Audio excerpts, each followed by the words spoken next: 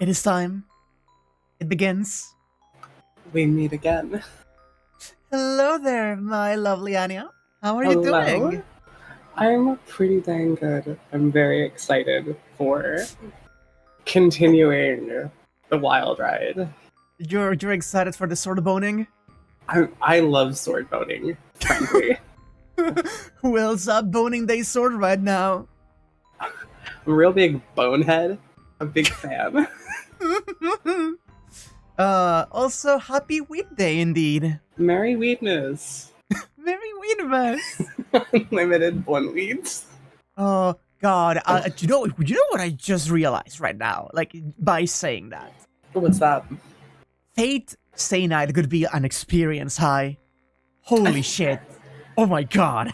I feel like that's how you get like scared. Like I know it's not Benadryl, but that's how you see the Hadman.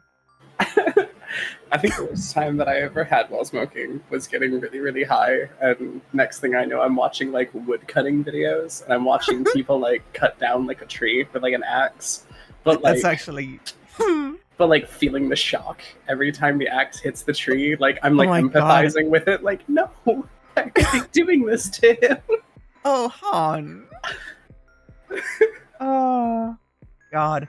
One of the horror movie segments with red tags. God. That is like Alt F4 territory. That is just back out. We'll try this again sober.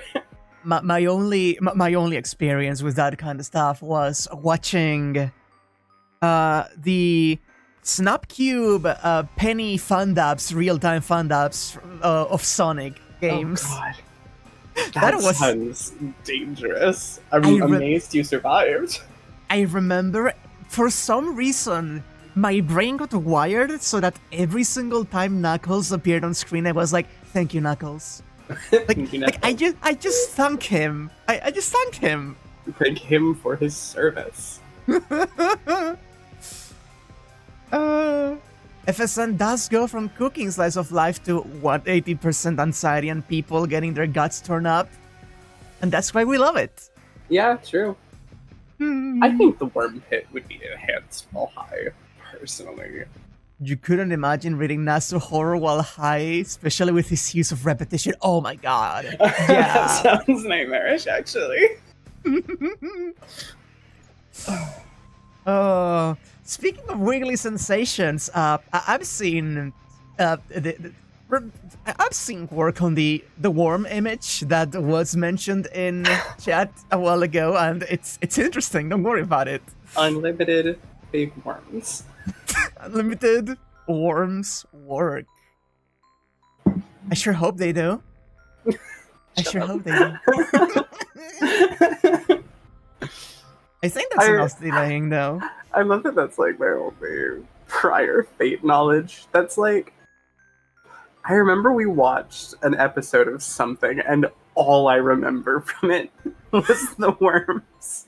Which is extremely, like, interesting, because that is, like, that in isolation is probably the least spoilery thing that happened in Zero. In the first episode. Like, in the first episode, you see Kiritsugu summoning Saber, and you see, and you fucking see fucking Gilgamesh being summoned as well. Oh shit. So like, there's a lot. You also see a Jonk Kirei. It's like, it's a lot. It's a lot. Like, that sounds like a lot. When eventually you watch the Zero anime, you're going to watch it and be like, how did I not remember any of this? I can't wait. That you have the investment. I mean, like, the answer is don't bitch, that's why, but... The Kirei Circle scene still fucking gets me. I can't believe they were in Samurai Remnant also did a circling scene. People recommending people start with Zero boggles you? It's a thing. It's a common thing. I'm going to consume all Fate media in chronological order of its release. Do we count like parallel continuities? Because then you have some interesting shit to get to first. In order of its release. Yeah. I'm pretty sure, like, the Garden of Sinners, Karanokyokai, is somewhere in there at the beginning. I'm going to be very confused by the end of this.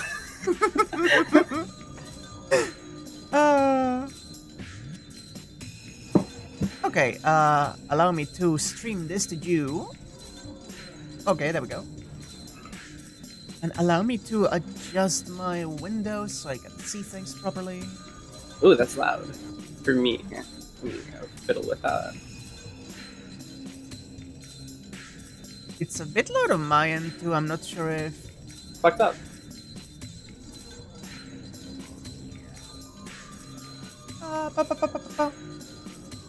Yeah. You said it. Shut up! I keep getting bullied for making noises for some reason. I'm not bullying you. I am delighted by the weird shit that tumbles out of your mouth. It's fantastic. Both things can happen. Both things are not mutually exclusive. I'm sorry that me being delighted is an attack on you somehow. Anyway, did you remember where we fucking left off? No. We're going to the church. We're just going. We have Lancer. Things are happening. We're just going to... Oh my god, that's right. Hang on, you said Lancer, and it all came back to me. We watched Elia fucking die despite our intervention. Yep. And then Lancer showed up and smugged at us over her corpse. And then he offered to help us because he's just that good of a guy. Mm-hmm. And then we're gonna go do the thing we saw in the bad end, except we aren't. We're presumably not gonna die immediately. Presumably, Lancer is going to hold Archer back, so it will be both Ren and Shiro going in for Caster. That's fucked. Oh, this is bad. I don't... Oh no, they're gonna make me make decisions, aren't they? Oh, wait a minute. I see my PC is not liking this. I'm lagging, like, severely on stream. Why am I lagging? Encoding overloaded? What do you mean encoding overloaded? I guess my PC is just fucking shitting itself right now. Oh, there we go. I think this stream is having its own trouble, yes. Oh god, no, that is not good. Let me stop recording. Hi? Testing. I'm moving around. What happened there? I think we are under fucking attack. Allow me to check one thing real quickly. Take your time.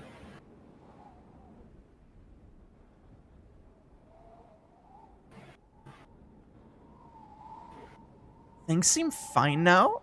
I had to stop recording, but I'm still streaming. Let me start recording again and see if that fucks things up again. The stream looks like it's stuttering. Quite a bit. Yeah, no, huh? Oh boy. Caster's DDoSing me. Allow me to actually just restart my OBS. I'll be back we will be back in a moment, chat. Don't even worry about it. Technical difficulties. Don't worry.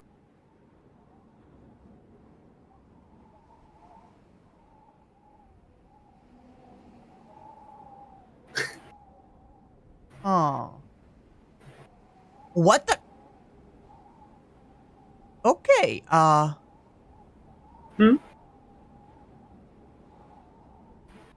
No, that is not okay. I see. Okay, I see what the problem is. It is not my...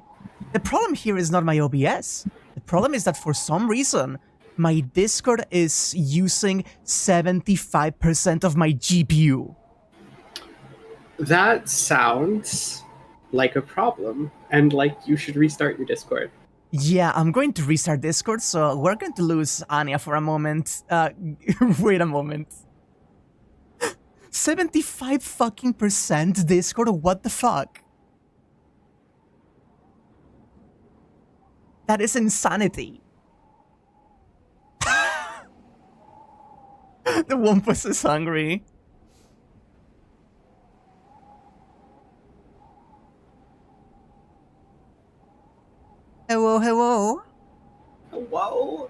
Oh, whoa. Oh god, whoa. Okay, I'm gonna stream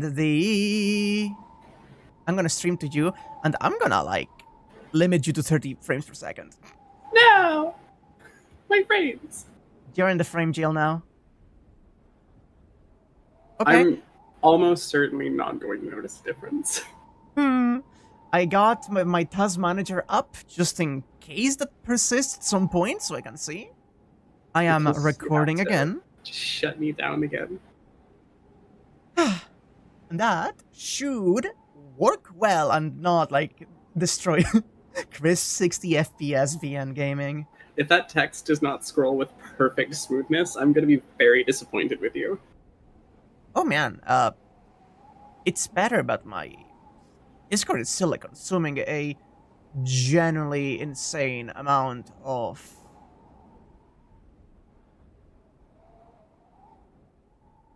Okay.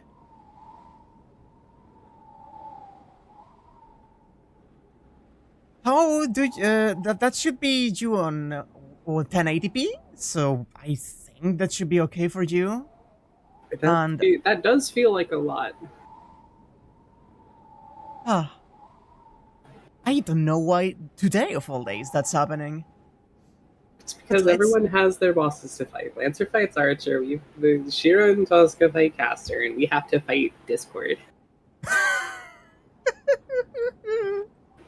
Yeah, that happens. No, Jackie, how could you? Anyway, let's make one last check, Tosaka said. Our roles are decided. Lancer will draw Saber, Archer, and Saber away from Caster. There we go. That's the difference. In that opening, Tosaka and I will confront Caster. Lancer's sarcastic, can the two of you really beat Caster? We'll see. If I can get her to face me one-on-one, I think I can outwit her. Rin really is just like, nah, I'd win.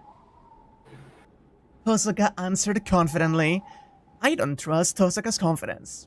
I generally don't trust Tosaka. I don't know what she means by outwit her. Even when I asked and Lancer teased her, she didn't tell us, so I assume it's the kind of plan where the chance of success would fall if she told her allies about it. In that case, what I should do is just what Tosaka asked of me. I'll do whatever I have to do to hold off Kuzuki, who will probably be protecting Caster by myself. If it's necessary to do that, I'll project his swords as many times as I have to. This boy is going... Unlimited blades are going to work. Like, when we actually, like, have someone say unlimited blades at any point, we're going to lose our fucking mind. We just have to close the stream right then and there. Wow, Shiro, those sure were unlimited blades. Yeah, Tosaka, they do work. It worked. I close my eyes and dive into myself. I fucking love the way this is phrased always. For now, the magic circuits throughout my body are stable. If you use magic beyond your means, you will destroy yourself before anything else. The first time, half my body went numb. The second time was surprisingly easy, and there was no damage to my body at all. There's no guarantee that the third time will be the same, but if I'm just copying his swords, I don't think there will be a problem. My body is stable. Now with only a thought I can control the magic circuits that I had difficulty even creating up until now. It's as if on the opposite face of my normal nerves I have pseudo nerves and I can switch between them with the press of a button. That's so fucking cool. There's a part of me that wants to think it's just because I've gotten used to it. I can't prepare swords easily. Projection is the one and only power I have. Oh, that's growth, baby. That's growth from reinforcement is the only power I have. This much harder thing is all I've got. Telling her plan might be risky also since she can hear. Oh, that's right. She has, like, She probably has a bounded field around here already. It's a dramatic advance from where I was 10 days ago. I haven't just gotten better at controlling my magic circuits, even my swordsmanship has improved. The reason for that, I've decided to stop thinking about the cause of it. Right now, defeating Castor and taking Saber back comes first. Asking myself foolish questions comes after the battle. The closer I get to the church, the stronger my head gets. That it's the same pain I had when I was looking for Tosoga, I stopped thinking about that too. God, he doesn't even know, but he feels the connection he has with this place. He doesn't even know, chat.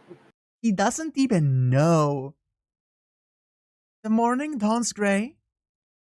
The rays of the sun are blocked by clouds, and the glow of daybreak shattered away. An unbroken plain of clouds stretches out above my head. That sky, more gray than black, makes me recall that time, 10 years ago.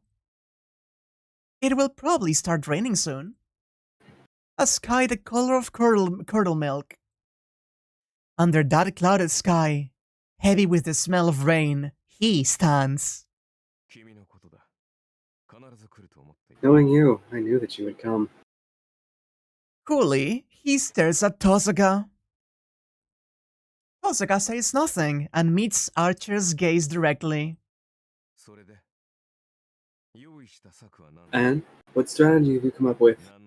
I can't imagine that you would come to fight without any sort of plan.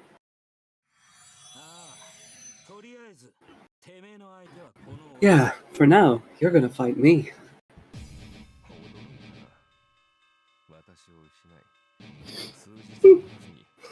Sorry. But what's that? Oh, adorable. No! I'm surprised. You lost me and it didn't even take you a few days to contract with a new servant? He's so, like, offended, snarkily. It wasn't stated blatantly, but the reason Castor is more active in this route is because she watched our first fight against Berserker and she realized she needs to get serious and fast. That makes... Actually, that's an interesting point of divergence. Imminently encroaching L. Well. Oh, that's... Well. I'm the same, of course, but your fickleness is impressive. Perhaps I was right to break company with you. I don't care, Shiro. Do not let him taunt you. Still staring at Archer, she stops me. But looking at her face, it's obvious. Even if she knows that it's a taunt, it doesn't change that those words hurt her.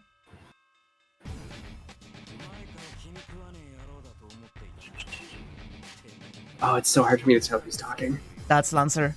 I have, like, ear blindness. Don't worry. The music is kinda loud right now, too. I should increase the voices a little bit, actually. That might be poggers.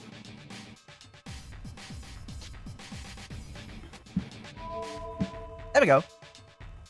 I thought before I couldn't stand you, but you're rotten to your fingertips, aren't you? Oh, does betrayal offend you, Lancer? Even though you weren't the one betrayed, it's rather noble of you. I'm not throwing myself in behind the little miss or anything. It's just the idea that there are servants like you that I can't stand. Ooh. Hero's pride? Good grief. All of you always saying the exact same thing. Even Castor is clinging to such a worthless thing. What honor could the dead still have to defend? Oh. To be honest, I can't understand what you people are thinking. Yeah, you don't have to understand. I'll save you the trouble. Oh, that look on his face. I know when he gets all of you. Words disappear from the space between them. What's left is just Lancer's knife-like bloodlust, and the killing intent of Archer that calmly meets it. The distance between them is about 10 meters. The sight of the red and blue knights confronting each other, separated by that distance, is exactly a repeat of that night. Lancer? Hosoka speaks to the blueback. You two head inside. I'll follow when I've beaten this bastard down. I know, but Lancer, Archer is... Yeah, I'll pull my punches. After all, I've got to make him bow down before you and apologize. Without turning around, he grins as his eyes stay locked with Archer's. Thank you. I'm glad that it was you who came to help us. Oh, that's so cute! Oh, that's so good, actually. That's wonderful. Detouring around the two of them, we run to the church. Archer easily let us pass. No, he had no choice but to let us pass. Archer is already facing off with Lancer. If he diverts his attention to us in that situation, in the next instant, Lancer will run him through. He can try to stop us and be killed by Lancer, or he can let us go and at least hold Lancer off. If he's responsible for defending the gate, he shouldn't even have to think which one to choose. God, Lancer is so cool. You really love Lancer, huh? He's my favorite. I can't even lie. Like, every time I see him, I'm like, oh yeah, he's the best one. Like, bar none. We run around around the courtyard, and without hesitation, we open the door of the church. Behind us... Well, this is a pain in the ass. What is, Lancer? Ah, well, she gave me that look when she thanked me, but I can't afford to hold back. That'll bother you, won't it? As somebody who can't so easily betray his master, she's a wee bit dazzling. You're soft, aren't you, Lancer? Do you know the saying, grass is always greener on the other side? The hell are you saying? Whoa! Like I'd know about something like that. I'm a fucking himbo. I don't care about sayings. I just wanna fucking kill you. I love him. I love him so much. He's perfect. Oh, that was good transition. That was a door creak if I've ever heard one. Is that a way to censor us? I don't think so, because fuck has been said in this translation. I think it's literally just like regional. Like, yeah, people in the Isles just write arse instead of ass because that's how like they say it. But like, I'm not gonna pronounce it that way. What do I look like? Some kind of cringe and fail Brit. Incredible. Is Jackie still here? I hope so. We don't have time to take it easy. We're going to beat Castor before Lancer and Archer finish their fight. I know. No pointless chatting from here on. That said, it really is okay to leave Castor to you, right, Tozuka? Yeah? She will probably push me all the way to the brink, but even if she does, stay out of it.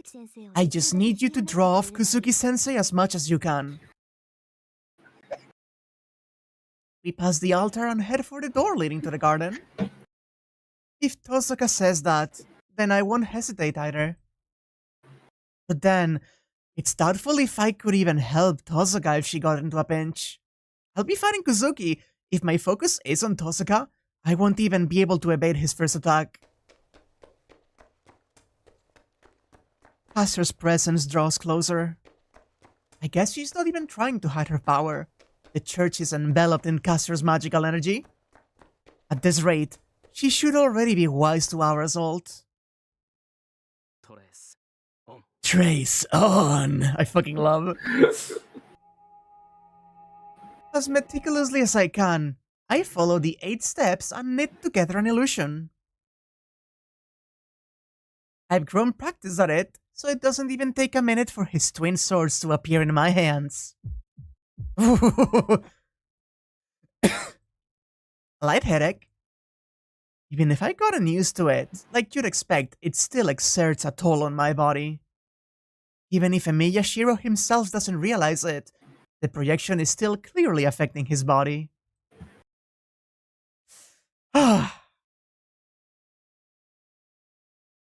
Is it just my imagination? Just for a second, it seemed like Tozuka running beside me glanced down with a pained expression. Oh god. We descend into the darkness. Running down the stairs leading underground, we exit into a conspicuously wide space. After that, just like before, we leap over the banister into the chapel. Oh, leaping down here? You are just like monkeys. I don't know what you're in such a hurry about, but you're human, so at least use the stairs. God, I love her so much. That's really funny. I like that line. We land in the chapel. Our entrance was meant to be a surprise attack, but Caster greets us casually. Standing next to Caster is Kusuki Soichiro. I can't sense any aggression or hostility in his posture. They got monkeys and cultures? She gets knowledge from the Grail, don't worry about it. That is this man's fighting stance. An invisible killing intent hides even the frightfulness of the man called Kusuki Soichiro. Put that way, he's even more of an assassin than the servant assassin is. Isn't that funny? That guy was a jobber. Assassin is basically a saber. Budget saber. Saber lies upon the altar. Her situation is the same as it was 2 days ago. Based. Crucified with only her head hanging down.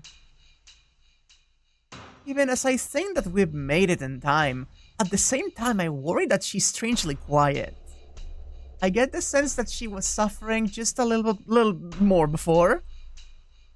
Resisting Caster's magical power before she was slightly shaking as though she was breathing with her whole body. Now she's silent, as though she's been frozen. I don't like it. I don't like it. I don't like it. I think this bodes poorly. By the way, you got mail for the two of us? Oh, a nuclear irradiated, what? Letter from Vegas. What you talking about, hon? Oh, it's Jackie sent. Oh, Jackie's playing New Vegas. Mm-hmm. Oh, right. They mentioned that. Tell Jackie I hope they have a good time with the greatest game ever made, ever. No arguments to the contrary will ever be heard. I have a bad feeling about this. Oh, do you, Shiro? That's crazy. Assassin not being here is good, but if my worry turns out to be accurate, we won't get out of here alive. I'm here, Caster. I thought about it a bunch, but in the end, I decided I'm going to have you disappear. You're an eyesore, you're annoying, and you're in my way, but more than anything else, I can't stand that outfit. A purple robe in this day and age? It's like, what kind of a country bumpkin are you? Bitch. Rin? What? Hosoka dauntlessly insults the composed Caster. Even as she says those things, the way that she gradually closes the distance to Caster says that inside she probably feels the opposite. The hate game is insane today. Girl? Yeah. Her fun is shit-talking, huh? Like, if you approach an all-powerful sorceress and you tell her that her outfit's whack, does she care? Is that gonna work? She really was like, your style is whack, your appearance is whack, you should kill yourself now! But your style and appearance are whack and you shouldn't. Haha, because you're whack, because you're... Oh, because you're whack. I'm so sorry. Oh, pain. This isn't the time for me to be worrying about Saber either. If Tosaka is cornering Caster to the left, I'll close the distance to the right. Caster and Kuzuki, if we're going to draw them away from each other, we have to pincer them and lock down our opponents individually. Allowing you to escape seems to have given you quite a misunderstanding. Are all of the mages in this age this big-headed? Like this, I suppose it's only natural that Archer abandoned you. Oh, the roast goes both ways. The hate game is fucking wild today. I guess Tosaka's invective worked. Caster glares unpleasantly at Tosaka alone. In that opening, I make my move. On the opposite side from Tosaka, I move close enough to pincer Caster. As I do, Kuzuki silently stares at me. That was to be expected. There's no way that he wouldn't notice something on this level. He understands everything that we're doing. That we're aiming to defeat them individually, and that Tosaka has some kind of a plan. Knowing all that, still Kuzuki is letting Caster do as she likes.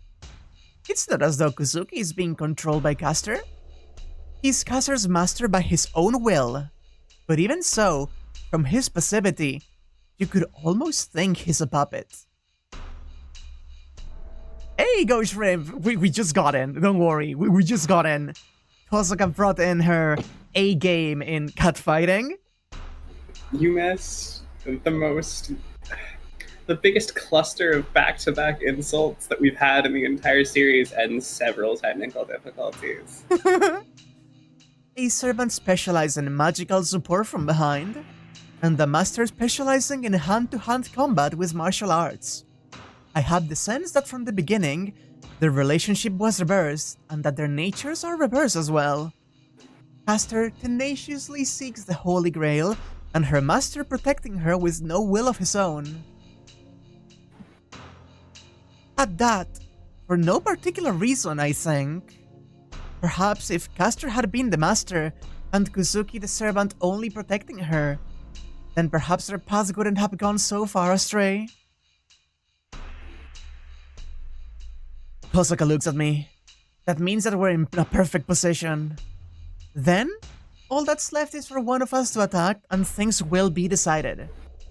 Whether Tosaka and I are killed, or Tosaka can defeat Caster before that happens, or battle with Caster will end here. Well then, let's get this started. This is my third time squabbling with you, so I'm going to do you a favor and finally settle things up. Tosaka takes a step toward Caster. Oh, you are bold! I know it can't be, but do you sincerely think you can win against me, young lady? If that's the case, this won't even be a contest. I'll let you go again so that you can fix that personality of yours. I love these superpowered individuals just throwing these just bitch statements back and forth. Yeah. Of course I can beat you. I mean, it's obvious, isn't it? A first-rate mage like me couldn't possibly lose to a third-rate hack like you. I see. Then I have no choice. It seems, young lady, that impudence of yours needs some harsh discipline. Do you need to fucking word it like this? We've seen her discipline with Saber. Yes, we know what she's talking about. They take their stance at the same time. Brawl. Separated by a distance of a few meters, they seem almost to mirror each other. Joni, please! That's a signal. I attack the defenseless Caster and... As though it were natural, I'm blocked by Kuzuki's own attack. Before me stands the ghost-like assassin. I do not have the leisure of watching the magical battle between Tosaka and Caster. Damn Kuzuki and his sexy knuckles. Do I really have room to dog? Well, I really don't, but it's funny. It's just a bit funny. Don't worry about it. Also, hi Jade. He had long since understood what we were thinking, as though saying he won't allow me to do anything like buy time.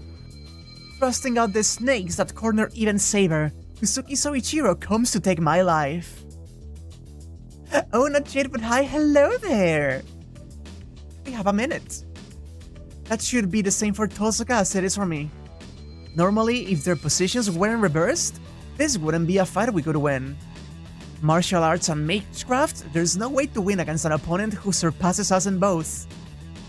But since they are reversed, we do have a small chance of victory. If Kuzuki were Tosaka's opponent, she'd be dead within a breath.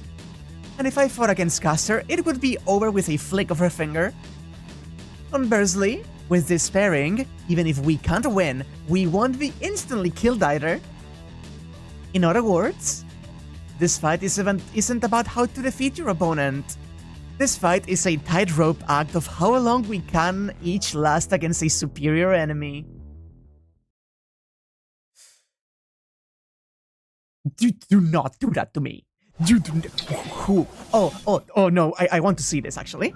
Yeah, no, actually do this to me, please. Their weapons cross.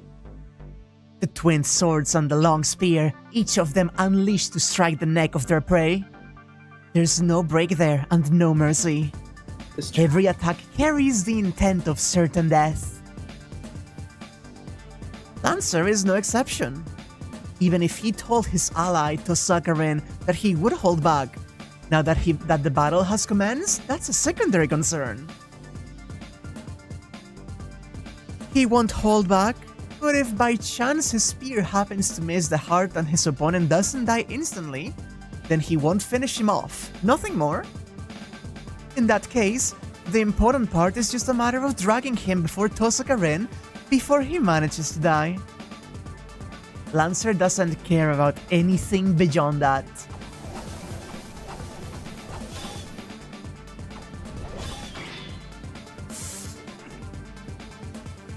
The magic Crimson Spear invades its enemy's ground. The spear breaks down Archer's guard each time it's unleashed. It's different from their battle before. Archer is hard-pressed by Lancer's spear that he was able to block completely that night. That's natural as well. This is their second battle. A certain command spell is working within Lancer. To learn the strengths of the enemy masters, his master said this to him.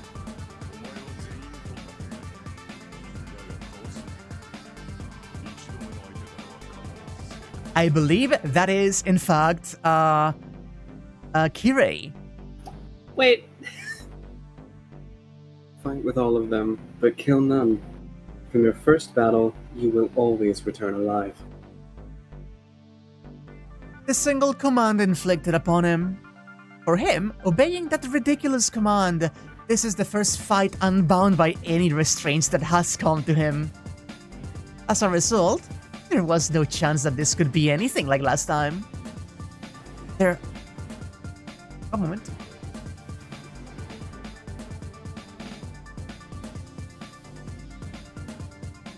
Sorry about that. There are no restraints holding Lancer back, and now Archer must fight the heroic spirit fastest among all servants. Oh my god! I think the reason I like Lancer so much is he always looks like he's having so much fun. He does enjoy a good fight. Don't worry about the therapy time, it's in 15 minutes. For the second time, a grunt of pain escapes from Archer. Even with the eyes of a hawk, Lancer's spear has become something he can't discern by sight.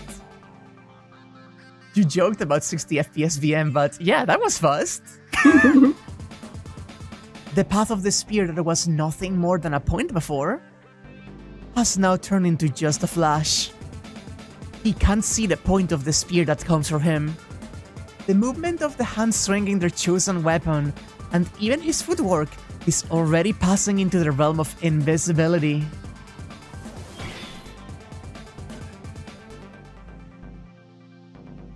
That he has been able to deflect it this far is because he knows Lancer's spear from their previous battle.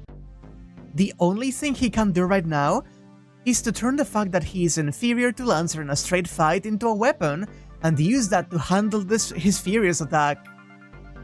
That is, controlling the location of Lancer's attack, so to speak. The red-coated knight limits the attacks by presenting fatal openings himself.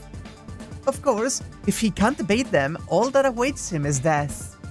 But offered the choice of avoiding instant death and succumbing to a multitude of wounds over his whole body, he chooses to risk instant death with his whole body still intact. That's so fucking cool. That's really sick. Otherwise, it will have been meaningless to have come this far. Fortunately, Lancer is still underestimating Archer. No, he's simply totally absorbed in the battle itself. If they continue to try to kill each other, merely through the difference in their skills, Archer can imagine another 30 ways to show Lancer an opening. Predicting his enemy's actions on the basis of the information he gained last time, breaking down the situation by means of his cultivated battle experience. This is what's known as the Mind's Eye, the iron mind gained through practice and discipline. It's nothing extraordinary. The greatest skill he possesses. It's not an innate ability like Saber's intuition. It is the weapon of an ordinary man, one that anyone can develop by the honest accumulation of training. I like this CG of Lancer a lot, too. Yeah. Yeah, Han? Do you have anything you want to say? Picture me like sitting here like twirling my hair like You could also see Archer being purely on defensive, and it took everything from him to stay alive. I really want to see the anime at some point. With a wave of his weapon, of his spear, Lancer briefly stops moving. He observes the red bowman, try as he might, incapable of understanding him. The outcome of this battle is already obvious. In a fair fight, Archer has no chance of victory. He understands that completely. If Archer is the bowman that his name implies, unless he takes to sniping at Lancer from long range, this won't even be a contest. But he deflected it. Long since outmatched, he won't last another few clashes, but even so, he fully met the all-out attack of Lancer's spear. Is he strong? Or am I holding back? Huh, he laughs through his nose. Archer is a servant whose nature he cannot determine. With that in mind, he should accept that he is strong.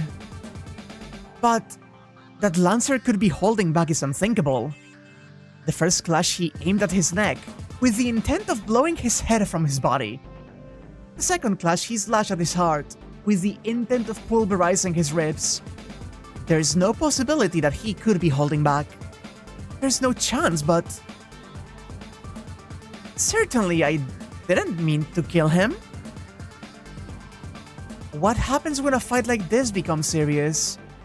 A battle between servants is, in short, a battle between noble phantasms. That he's been cornering him without bringing his out is itself proof that he's been holding back. The reason for that, cause of it, seems to be that meaningless word of thanks he heard just before.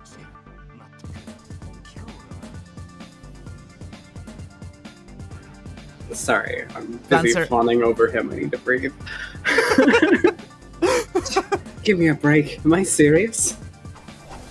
I love how enchanted you're by this man. It's fucking scoundrels with reluctant hearts of gold that make them frustrated. That's such a thing for me. Their weapons clash especially violently. Together with the dancing sparks, the two of them retreat. Tom is in agreement with you, Anya. I love this guy so much. Lancer's attack with the full force of his body is nullified by Archer's attack with the full force of his. The distance between them is less than 5 meters. It's a range that Lancer could close in the space of a single breath.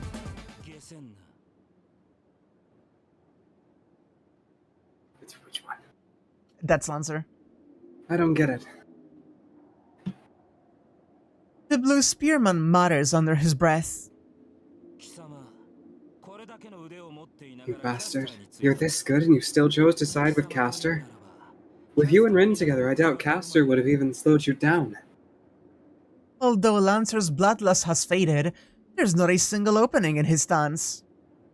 Faced with that, Archer twists the corners of his mouth just slightly. That's a surprise. I wondered what you might have to say. But it's this again? I merely took the course with the greatest chance of success, however slight, Lancer. Whatever Rin thinks, I decided that there was no other plan than this. In his voice filled with confidence, there's not a hint of guilt. The Red Knight truly feels no regret for betraying his master. Is that right? It was stupid of me to ask. It was, Archer agrees. Lancer snorts boredly and quietly raises the tip of his spear. There's no doubting you're a skilled fighter. If you chose it, I'm sure your way is the most efficient one. But your way is not the just way. Your swords are decisively lacking in pride. What?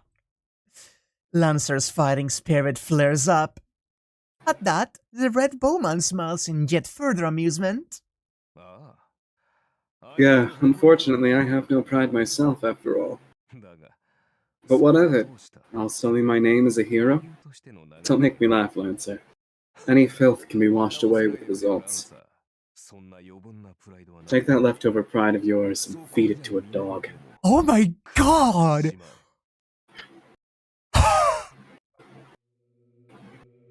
Instantly, the atmosphere that had relaxed just slightly reverses its course. The air freezes. A magical power that disrupts the tuning of the world. The magic spear that twists causality lifts its head like a snake. The killing intent that pours forth now can't even be compared to before. Within that tension in which it's difficult even to breathe. A dog, you said, Archer? The blue spearman casts out those words in a voice that could drive crows from the battlefield.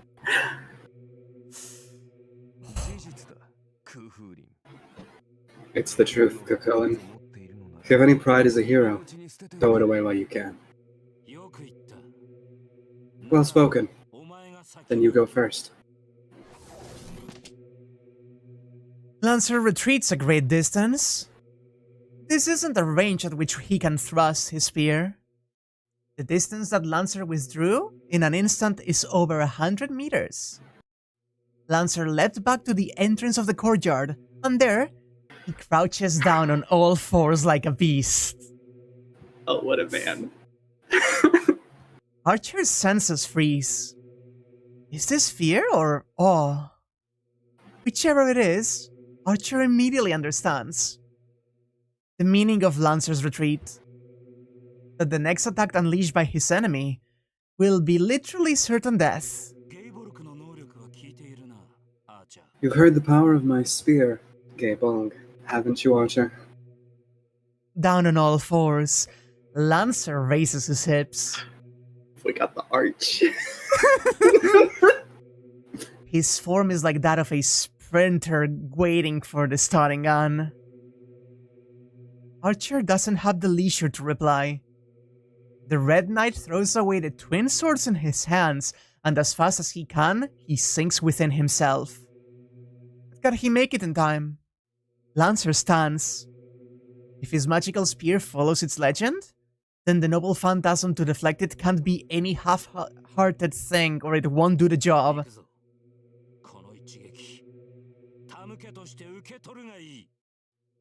Let's go.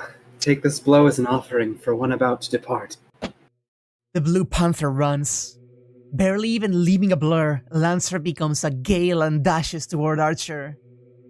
The distance between them is 100 meters. With that much of a run-up, Lancer's attack won't be a thrust. The blue shape sinks down. The spearman, covering the 50-meter distance in a flash, Of all things, he leaps high into the air. His body whirls in the air. In his widely swinging arm is the magic spear that, if unleashed, will surely pierce the heart. The air squeals in protest. According to legend, that spear, when hurled, will scatter into innumerable spear points. In short, it is the spear of causality responds to his woven words. The blue spearman draws back his upper body like he's drawing a bow.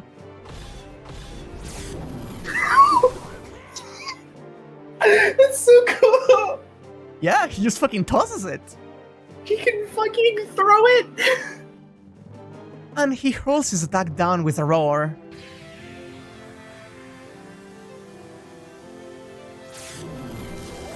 From the beginning, it was a noble phantasm meant to be thrown. What?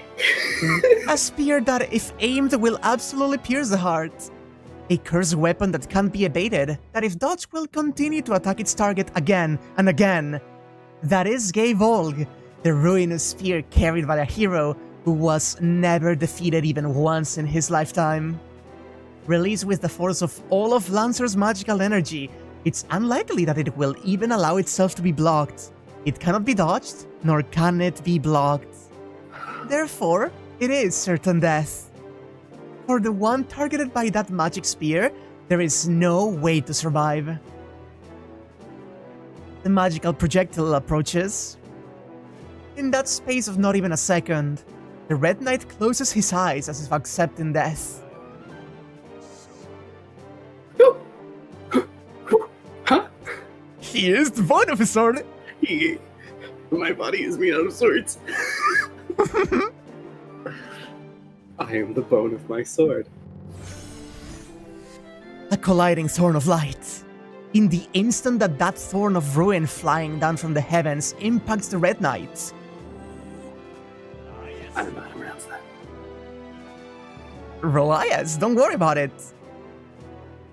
Shaking the very air, its true name is unfolded.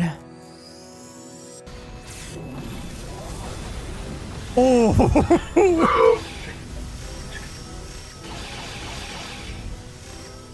Ooh.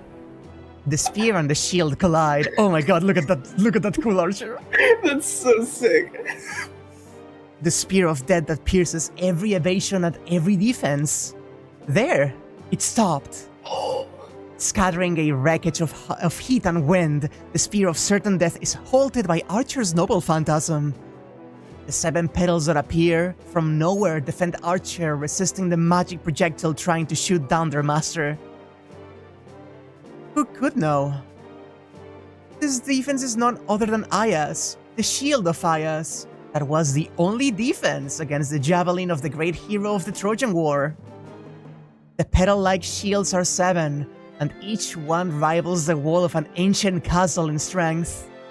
A boundary-filled noble phantasm said to be invincible against thrown weapons. Before this shield, it was inevitable that a throwing spear could be repelled without getting through a single layer. At least, as far as its wielder, Archer, is aware, a spear that could pierce this defense cannot exist. But the spear of certain death passes through it with no difficulty. The 6 petal bursts in all directions. 1 layer remains. The magic spear reaches the 7th layer that it said has never been pierced, and still its power does not slacken. The thorn of the unstoppable magical spear. And just before it...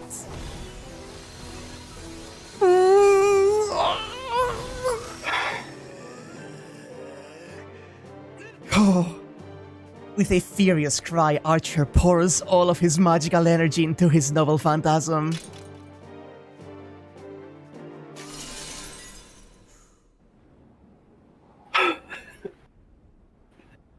Falling back to the ground, Lancer just stares at the serpent before him. Archer's whole body is covered in wounds. The arm that he held out is mangled like a rotten tree. His face is twisted in pain, not just because of his wounded arm.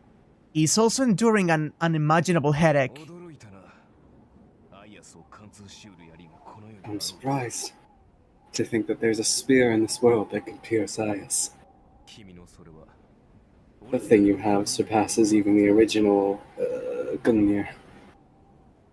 The Red Knight compliments the Blue Spearman from the depths of his heart. Of course, such a thing wouldn't reach Lancer. His strongest attack, the attack that makes him a hero, was blocked. His ire is such that he could curse Archer to death with just a look. But that the anger is being overtaken by a stronger question. It's not simply that he doesn't understand. Certainly, Archer's identity is unknown. He doesn't know where he hails from, he wields twin swords despite being a bowman, and now he's even displayed a shield that can deflect Lancer's strongest attack. That doesn't make sense. You couldn't find a hero like that anywhere in the world. Who the hell are you? Just a bowman. Your judgment wasn't wrong. This is peak fate, by which you mean it answers the question of unstoppable force versus immovable object with hype? Yeah! Yes. That whole exchange, I was just sitting here with the dumbest fucking grin on my face, like jaw dropped, just watching the screen. It's so good. Bullshit. Do archers carry a shield that can deflect noble phantasm? They might, depending on the situation. But that didn't help much either. Even though I used up most of my magical energy, my arm's ruined. My Ayas was completely destroyed. Good grief. That just now was the strongest projection I have, too. Lancer just continues to glare at Archer's bantering. There. More importantly, though, have you noticed, Lancer?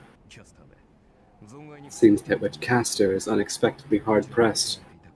She stopped watching me. Oh. Oh. Oh. Archer adds as he raises his arms as if in surrender. Is that right? I wondered. This was your plan from the start? Of course. I said so, didn't I? That I only take the course with the greatest chance of success. I really can't stand you at all, you son of a bitch. Lancer says disgustedly and turns his back on Archer. His work is finished. There's no longer any point to his role in drawing off Archer. From here, there's no need to back up Tozoka-Rin any further. The Blue Spearman turns on his heel to return to his master and... thinking he'll watch how things turn out a little longer, he lays down in the grass. Yeah. Oh my god, that was so It cool! was so fucking cool. Oh my fucking god! I desperately block his outthrust fist. Kusuki's fists are like living snakes. Are not like, they are living snakes. Even if I dodge them by a hair's breadth, in the instant they're evaded, they change course and snap back again. Saber was seriously wounded by them. Saber was struck by Kusuki's snakes because she had the reflexes to rashly dodge them by a hair's breadth. But my reflexes aren't nearly that good. Dodging them by a hair is something I just can't do, and in the first place I can't even see Kusuki's fists. Since I can't see them, it's impossible for me to parry them myself. Ugh! The tip of my shoulder. Kusuki's fist grazes the left side of my collarbone. It's just like a sledgehammer. Racked by the feeling that my left arm has been smashed up to the shoulder, I almost drop the short sword. I hold my ground and endure it, and parry the fist thrown for my temple with my right-hand sword. Oh god! Desperately, I retreat. I fall back with no regard for my form, while Kusuki closes the distance, making no sign of his advance. I tremble at his stance. I won't be able to withstand it next time. It's ridiculous that I was even able to parry so many of his attacks this far. This doesn't feel real. My misconception that if I focused only on defense I could make do and lure him away until Tozuka defeated Caster was shattered by his first blow. Kusuki Soichiro has done well at taking our last fight into account. Before, I was able to repel him when he attacked Tozuka. So I thought that this time too, if I was just able to project Archer's swords, I could hold him off. But conversely, that also means that without Archer's swords, this won't even be a contest. Kusuki understands this. I know that because this time Kusuki's first attack was aimed to take my swords away from me. Oh! My right hand sword is shattered. His fists, reinforced by Caster's magic, destroy my swords with only a few blows. Trace on! Instantly, I recreate swords. I can't expect good workmanship from reckless projections and hastily made swords. As a result, my twin swords are steadily losing precision each time they take a few hits. Oh! Oh! Oh! Oh! Oh! I can't calm my breathing. Meeting Kusuki's snakes with my short swords demands all of my attention. My body just obeys the swords. My arms and legs, mimicking Archer's movements, have surpassed whatever limits the body called a Miyashiro had to begin with. And on top of that, there's this headache. Each time a sword is shattered and I create a new projection, the inside of my body is being worn down.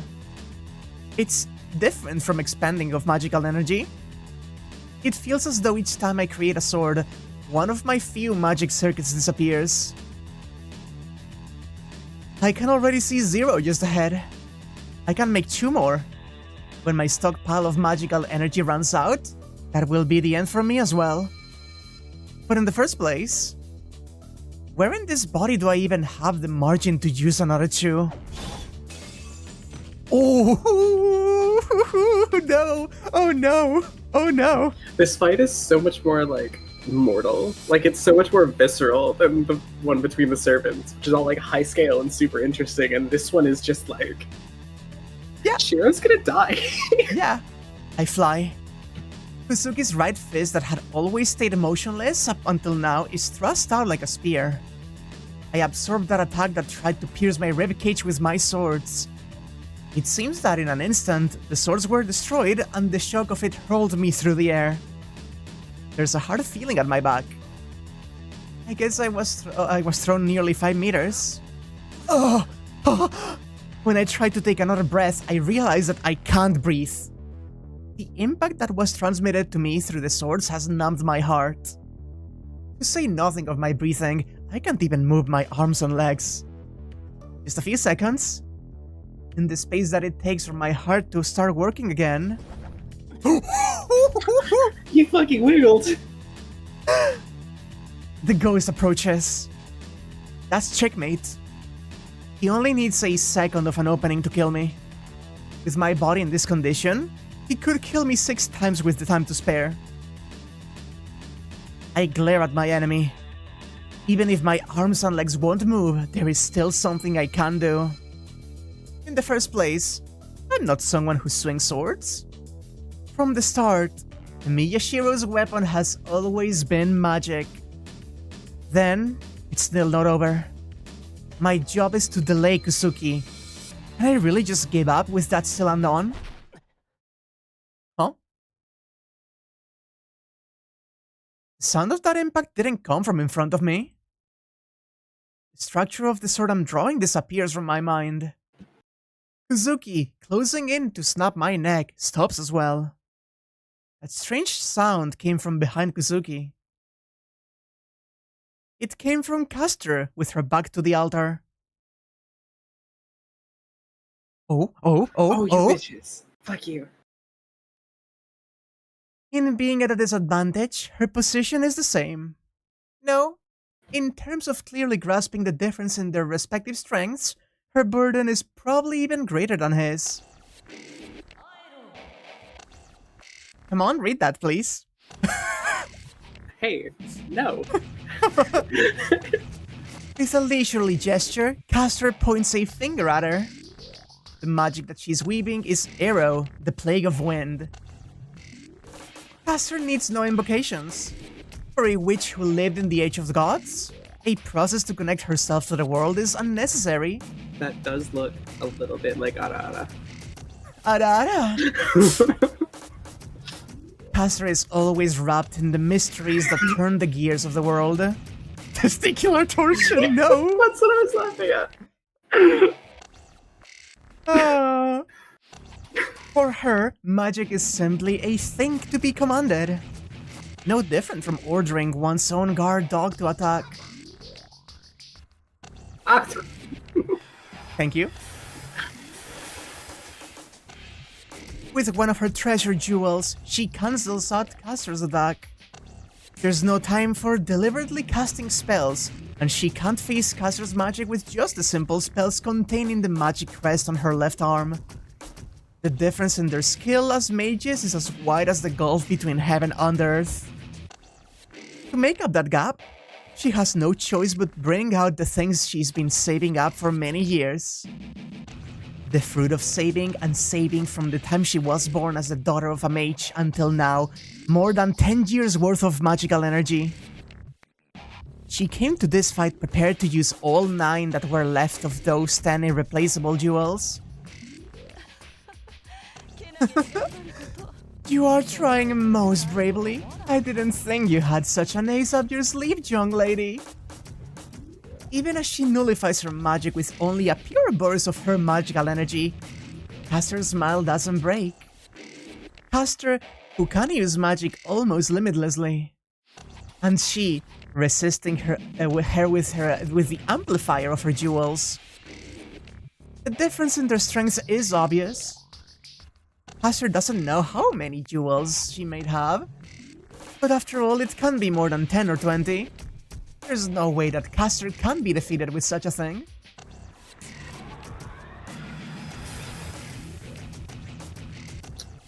Steven. Oh, she's counting down. She's counting them down. That's really cool. With her 7 jewels, she cancels the unleashed electric charge. He has 6 jewels left. Castor merely has to whisper another 6 times, and her sleeve will be out of aces. Oh, you blocked them beautifully. Truly commendable. Although surely if you were only defending yourself, there could be no need to use the whole stone. Without responding to Castor's giggling, she grasps a jewel between her fingers in preparation for the next shot. Just as Castor says, if she were only protecting herself, the jewel wouldn't shatter. Against Castor's spells, they could probably block them completely 3 times. But she can't do that. If Castor's magic activates even once, it will fill the whole chapel. Kuzuki is probably being protected by Castor, but he is the only exception. If she can't cancel Castor's magic before it activates, then the Miyashiro holding him back will be burdened to death. So there's no point in only protecting herself. She couldn't forgive herself for letting him die like that, and in the first place, her plan is premised on him stopping Kuzuki. You still intend to protect him?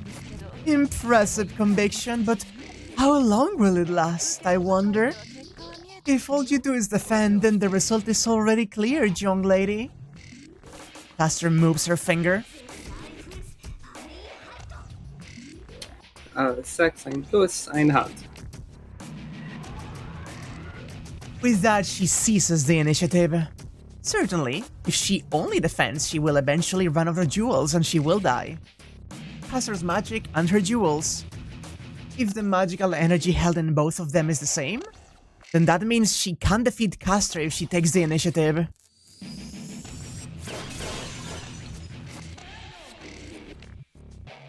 But there's no surpassing Castor's spellcasting. If Tosaka Rin is the fastest, materializing magic just by releasing her jewels without using a spell, then Caster, who can first summon Fourth Arcana with but a single word, is just as fast. There's no first move in their fight. What there is just power wrestling with power. Losing this tug of war, the one who runs out of magical energy will be defeated. In that case... 5-3-4. Der Reise und brennt das ein Ende. all that's left is just to push through. To keep standing and burning jewels and break through Caster's magical energy. Oh, she's so cool though. Oh, what a cool fucking CG. It's so good! 3 jewels are released. What's more, she uses her treasured 4th jewel to multiply the effects of the spell. This is magic that surpasses her limits as well. You absolutely mustn't use magic that surpasses your maximum allowance. She, who told that to him herself, breaks that restriction to launch this attack. That which will probably destroy the entire church, never mind the chapel if Caster doesn't defend against it.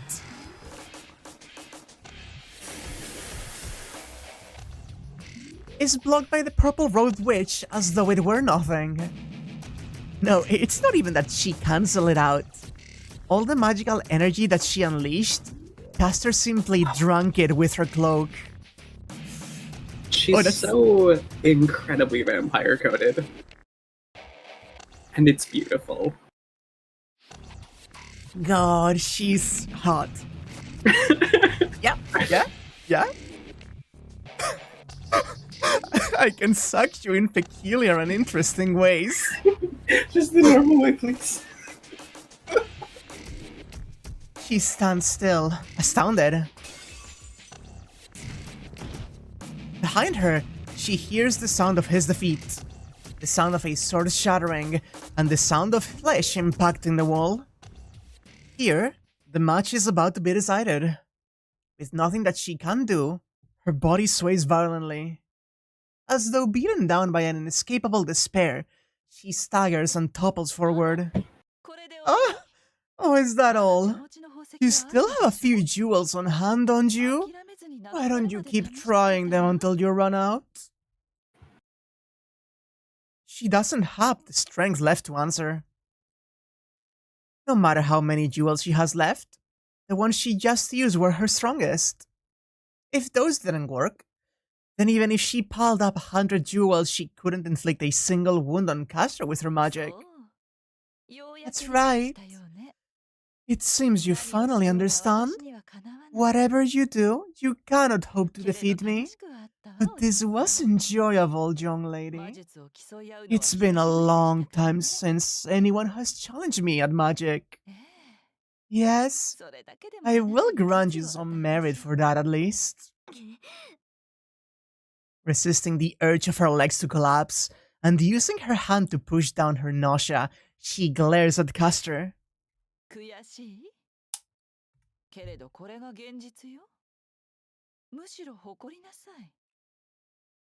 Are you frustrated? But this is reality. Rather, you should be proud. Even if I was only playing with you, you did make me have a battle of magic with you. With that, Caster points her finger at her. This time is the end, it says, as though pronouncing a death sentence. Begone. It is only a matter of time before that boy is defeated by my master. Before that, let us finish things up as well.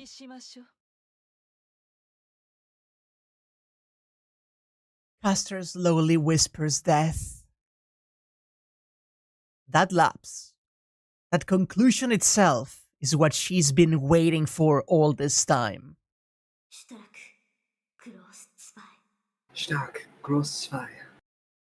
The spell to release it is only a single utterance. With her head hung low and a smile on her lips, she whispered those words.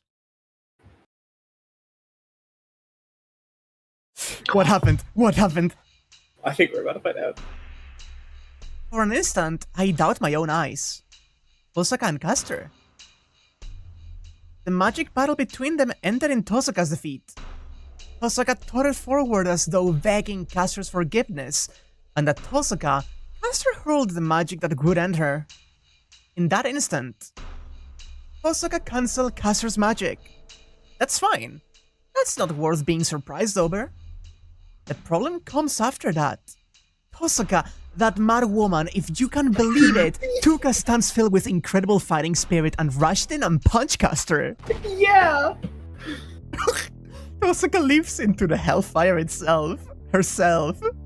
She cancels Caster's magic, and using that as a distraction, she leaps at Caster. Caster's surprise is surely as a mage. For her, there's no sense that a mage who lost a magical battle would resort to their fists instead. Even I didn't expect it, so for a preeminent mage like Caster, it's probably tantamount to blasphemy. Tosaka the goat. I fucking love her so much. It's so fucking funny. Oh my She won't god. be expecting me to fucking hit her. But it's not just in desperation. Closing the distance, what struck Caster in the chest was a strike from Chinese Kempo. Oh ho ho ho! A crush. I guess she's reinforcing her fist the way Kusuki's are. Tosaka's attack easily penetrates Caster's defense. A mage stooping to brawling? Too bad for you, self-defense is a required subject for today's mages. Oh my fucking god, she's so good! That's so fucking funny, oh my god. She's just fucking fist fighting her. That's so cool. I'm honestly mesmerized by her combo. Immediately after her strike, Tosaka drops to the ground. Putting both hands on the floor, she crouches below Caster's knees. To Caster, who has no experience in hand-to-hand combat, it must look as though she disappeared. There, she adds an incredible leg sweep. Turning her whole body, her kick burst out to break Caster's legs. Good god. Squeak! That squeak! Squeak! Oh my fucking god! Her legs swept out from under her. Caster falls to the ground on her back. But it's not over. After sweeping out Caster's legs, as she stands up with her back to Caster, Tosaka uses the momentum of her turn to strike Caster with her elbow! From the top rope!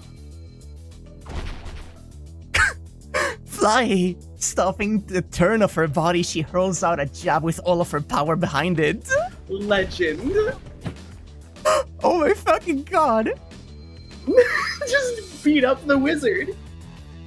Oh my god! That's so fucking funny. Caster is blown away. Directly taking the full force of Tosaka's jab, she's thrown against the wall just like I was. Oh my god! This is so fucked up. Oh Leaning my god. back. Yeah. She had a very good pose, so repurposing it for like melee fighting is like a no-brainer.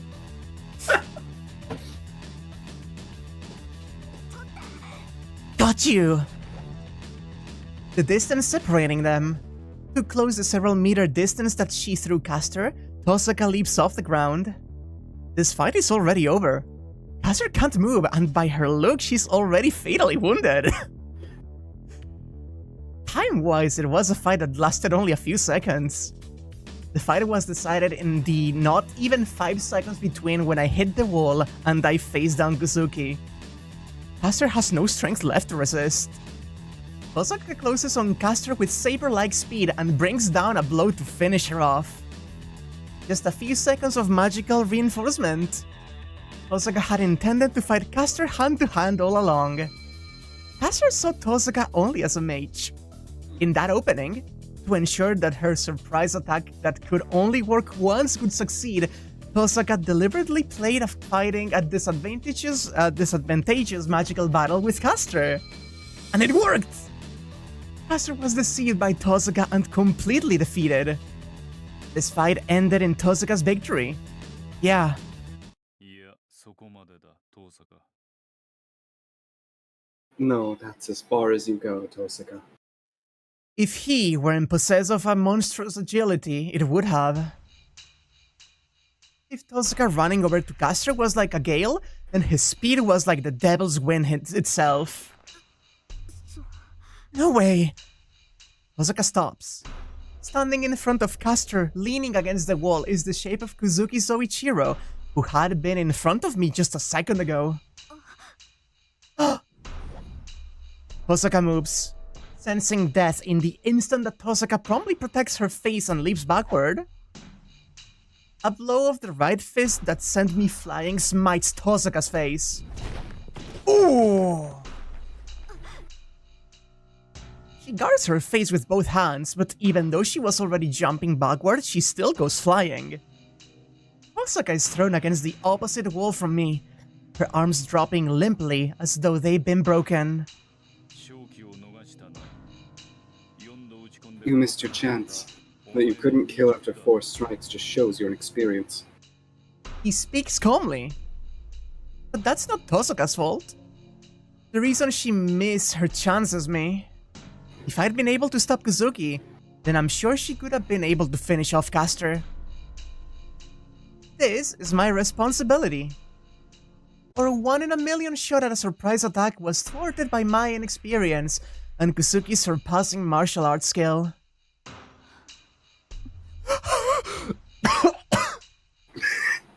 Caster returns to consciousness. Protected by Kuzuki, Caster slowly looks around the chapel. This is the end. A surprise attack won't work on Caster again. Tosaka is exhausted and I can only make 2 more swords. If Caster uses her on us now, the 2 of us will never return to the surface. My thanks, Master. If not for you, they would have defeated me there.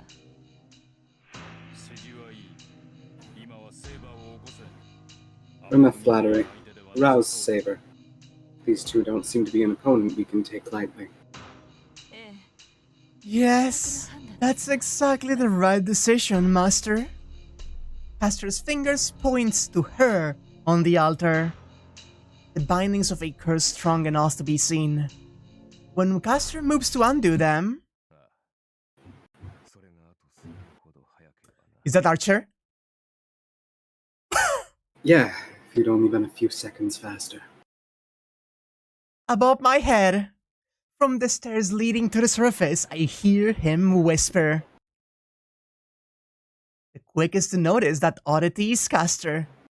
Kuzuki doesn't notice. As for why, he has no ability to sense magical energy. Caster moves, her master, above the head of Kuzuki Soichiro. Countless swords hang in the air. Soichiro! She understands that she can't block them with the magical power of her wounded body. Caster, injured as she is, stands before her master. Ooh. That was Archer. Oh, I see. That was an Archer Trazon. Without a doubt, the voice that came from above my head spoke the words of that spell.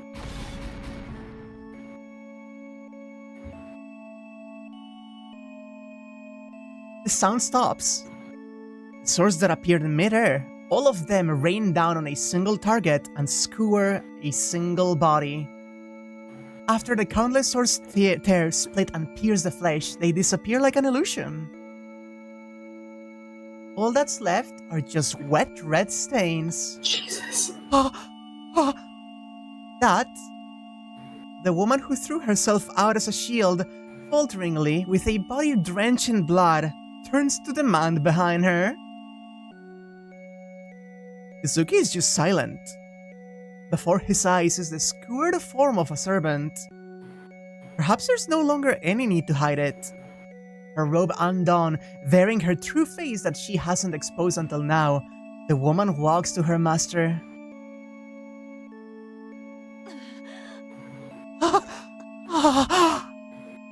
She collapses. The body already... Wait a minute. Wait a minute. Censorship. No, where's... let me check if this is censored to be less bloody. No, it's not. Okay. Okay. Just was checking because I knew that the one with Ren being bloodied was a little bit cleaned up, you know? With a body already dying, she looks up at her master who doesn't move so much as an eyebrow. Her slender fingers trace the cheek of the expressionless man. Oh. Oh, that's so good. Are you safe, my master? Her faltering voice feels horribly clear. There's no changing Kuzuki. It's just a short yes in reply. He doesn't even turn his gaze to Gaster. I'm glad. It would trouble me if you were to die. As though it's fine even so. No, as though it's fine because it's him. She turns the corners of her mouth to a smile. But it's too bad. I had finally found my wish. The fingers tracing his cheek fall away. From her feet, Gaster's body begins to disappear. This keeps happening to her. It keeps happening, huh? There's no need for you to grieve. I will accomplish your wish in your place. At those excessively simple and honest words, she laughed softly, with a smile as though she were watching a fleeting dream. That's impossible, I think. After all, my wish...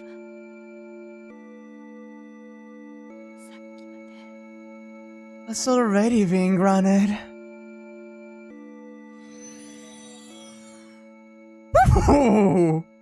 And there she goes. The peerless witch collapses like she's falling asleep. The purple robe falls. The robe which lost its master gradually fades, as though following after her, it scatters on the wind. Without even looking at Caster as she disappears, Kuzuki stares at him. The sight of the red-coated knight, who I'm sure is above my head. I have a headache. It's not just the load from my overuse of projection.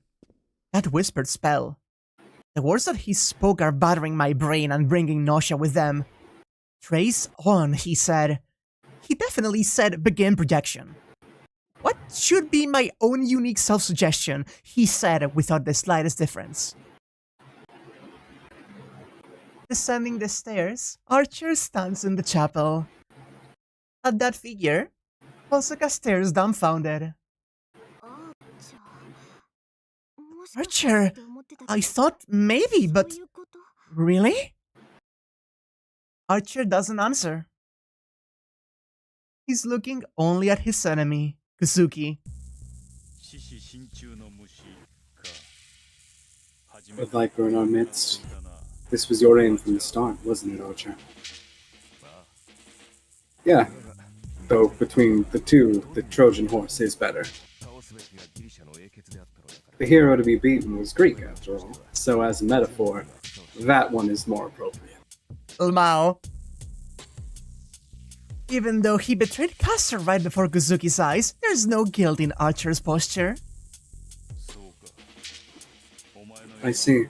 It was Caster's mistake for bringing in a man like you.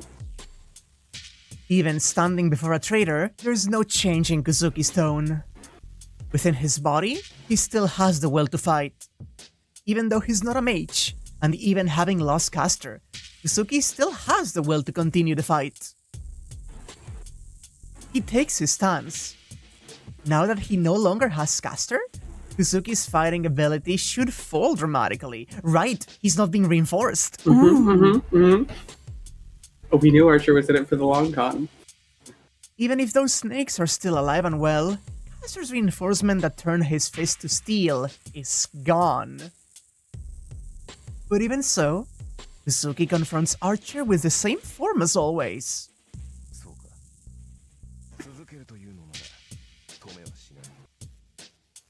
I can't tell which one. That's Archer. I see. If you mean to continue, I won't stop you. Archer readies his twin swords. In the space between them, there's already a battle going on. Oh, is this okay? Kuzuki said he had no interest in the Holy Grail. He just accompanied Castor, a master in form only. In that case, now that Castor is gone, there's no reason for Kuzuki to fight. Wait, why are you continuing, Kuzuki? You were just doing what Castor told you, right? With Castor gone now, there shouldn't be any reason for you to fight.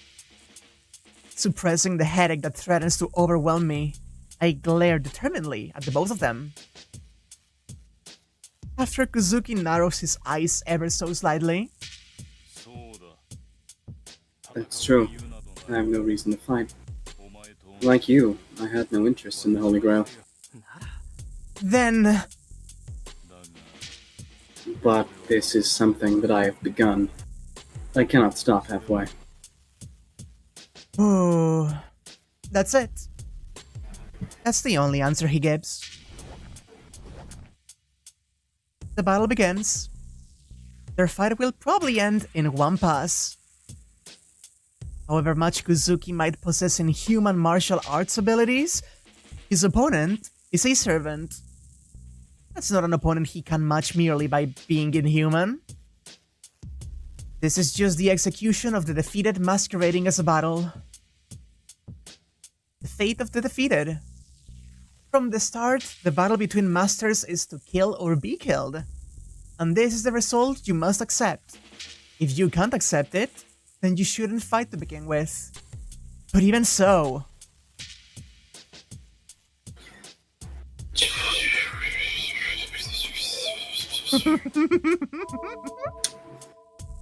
I think this is the most Shiro one. Yeah, Right? yeah, that feels in character. Like, let's just go Shiro. Let's go Shiro mode. What's wrong with stopping them if I can? If I can save him? If no one has to die, is it wrong to wish for it? I don't care if you call me naive. I know that it's hypocritical. For a master to defeat your opponent is to kill them. I've come this far understanding that. We fought on the basis that we were both prepared to kill each other. I know, too, how cowardly it is to try to stop them now. Even so, if I decided to fight in order to save people, then I can't give up a life that doesn't need to be lost. Cut it out. The fight is over. Any more is... I suppress my headache and try to stop their battle. In that instant, Kuzuki's body flows. He must have taken my attempted restraint as an opening. Kuzuki closes with Archer in a flash and lashes his fist out at his temple. That which would have smashed the head of a normal person and killed them instantly, Archer doesn't even dodge. His head shifts with a thud. The Red Knight deliberately took Kuzuki's blow and simultaneously skewered the breast of Kuzuki Soichiro. Lots of powerlessness throughout this. There is only silence. No one speaks, and I have no words myself. Kuzuki Soichiro is dead. Silent until the end. A ghost who expressed neither hope nor regret. He sacrificed himself for his chosen path. I have a headache. I love how I have a headache is just like a constant recurring thing now. Mm-hmm. Like, the repetition of that has been building such an atmosphere for him right now. Mm-hmm. I'm not sure if my worn down magic circuits are pressing on my nerves, or if I can't forgive Archer for killing Kuzuki like it was nothing, or if I'm angry at myself for not being able to object even so. Unable to discriminate between them, my headache gets still stronger and sharper. At that sound, I turn around. When Castor disappeared, I guess the binding spell was undone as well. At the back of the chapel, before the cross on the altar, Saber lays her body on the ground. She's back! Saber. Pain breaths leak from Saber's lips as she lies on the ground. At just the sight of her, I forget my headache. Saber! I run to her. Even this distance of only a few meters is such an annoyance. Shiro. Saber raises her head. Seeing me run to her, Saber breathes a long sigh of relief and... Oh! She hurls her shoulder into me as I run toward her and she sends me flying. She struck me in the side with all of her might and knocked me over. My body is thrown several meters and mercilessly collides with the ground. Ah! I land on the ground, on my back. I give my metal head a shake and look up. In that instant, once again, I hear the clash of steel on steel. Huh? There is Saber in her full armor, and in front of her, where I was standing before she threw me, countless swords are driven into the floor. I missed. That bastard. Standing face to face with Saber, he says disinterestedly. With a body that can barely stand, Saber glares at Archer, this fucking hater. What a son of a bitch. I think that was Saber. I don't even have to think about the reason for that. He shot those swords at me to try to kill me from behind. Saber realized that and instantly tried to protect me. Osaka stares at him, dumbfounded, and Saber, breathing laboriously, takes up her sword. Even if their positions are different, both of them have a question in their eyes. Now that Castor is defeated, why would Archer try to kill Miyashiro? Archer and I are the only ones who are calm. Yeah? This isn't particularly surprising. We've hated each other from the start. We've opposed each other as entirely mutually incompatible. Not knowing the reason, just unable to accept him, I've continued to deny him. The reason for that, if that really is the meaning behind our inability to do anything but deny each other, I accepted it as natural that he would want to kill me. I climbed back onto my feet. Saber must have been pretty desperate. She probably couldn't check her strength when she charged me, but thanks to that, I can't get my breath. That just makes me try to get up all the more. Saber tackled me with all her strength, and this is all she could do. Right now, she doesn't have enough strength left to even fight me. To face Archer in such a state could be no different from suicide. Archer, what are you thinking? Posaka presses Archer for an answer. Of course she does. Archer sided with Castor in order to take her by surprise. Now that that's been successful, there's no reason for Archer to attack me. You can drop the act. You killed Castor, so I won't let you do as you please any longer. You won't let me? I don't understand. Why should I need you to let me do anything when you're not even my master?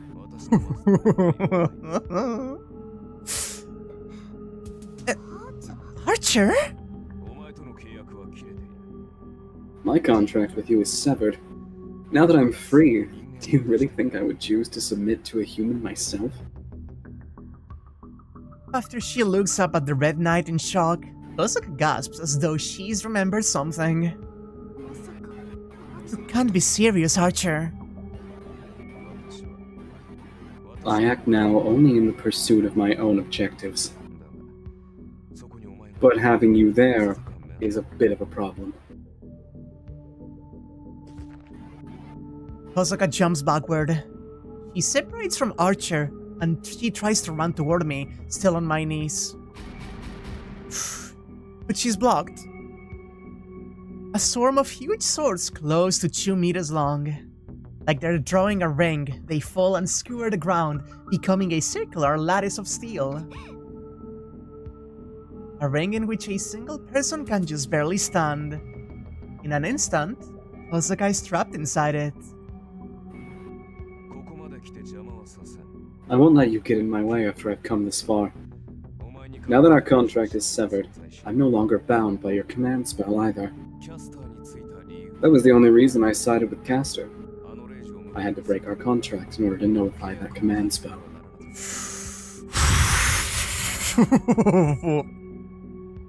Archer turns his back on Tosaka, trapped in the cage of swords, and starts walking. Yeah, we do remember the command spells that she used on him. Ahead of him is not Saber, but me, still on my knees on the ground. Like I thought, but why, Archer? Did you still mean to kill Shiro? That's right. I will kill Miyashiro with my own hands. Reduced to a guardian, that's the one and only wish left to me. What? Strength returns to Saber's body. Encouraging her enfeebled body, Saber places herself between me and Archer.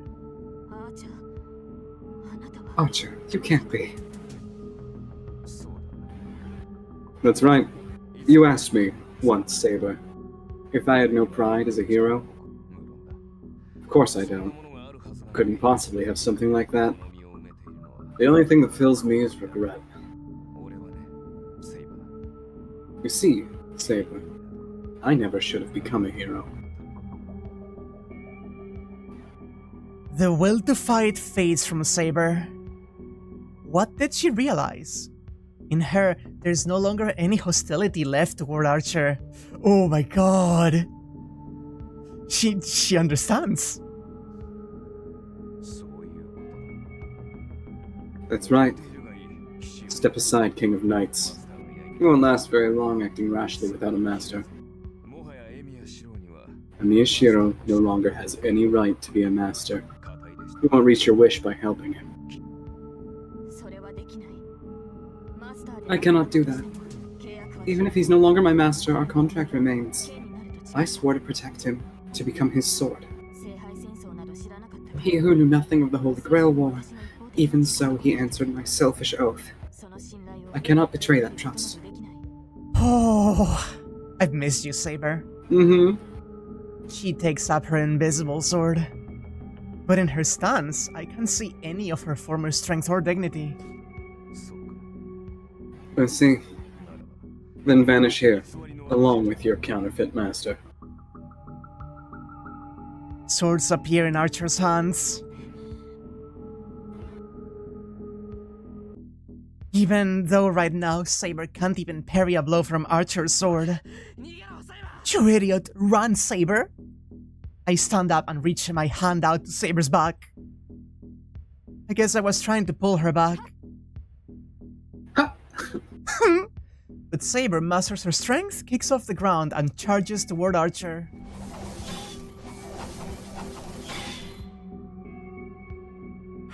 Their battle ends with just a few strokes. Once, she would have completely overwhelmed Archer, but now their blades dance only for a few seconds before Saber's knees collapse. There's no longer even a sword in Saber's hand. After long resisting the bonds of Caster's curse, there's no magical energy left in her. Not even able to breathe, Saber places her hands on the floor and tries her best to hold her evaporating body together. Archer raises his swords. The twin swords that will fall on the defenseless Saber. At that...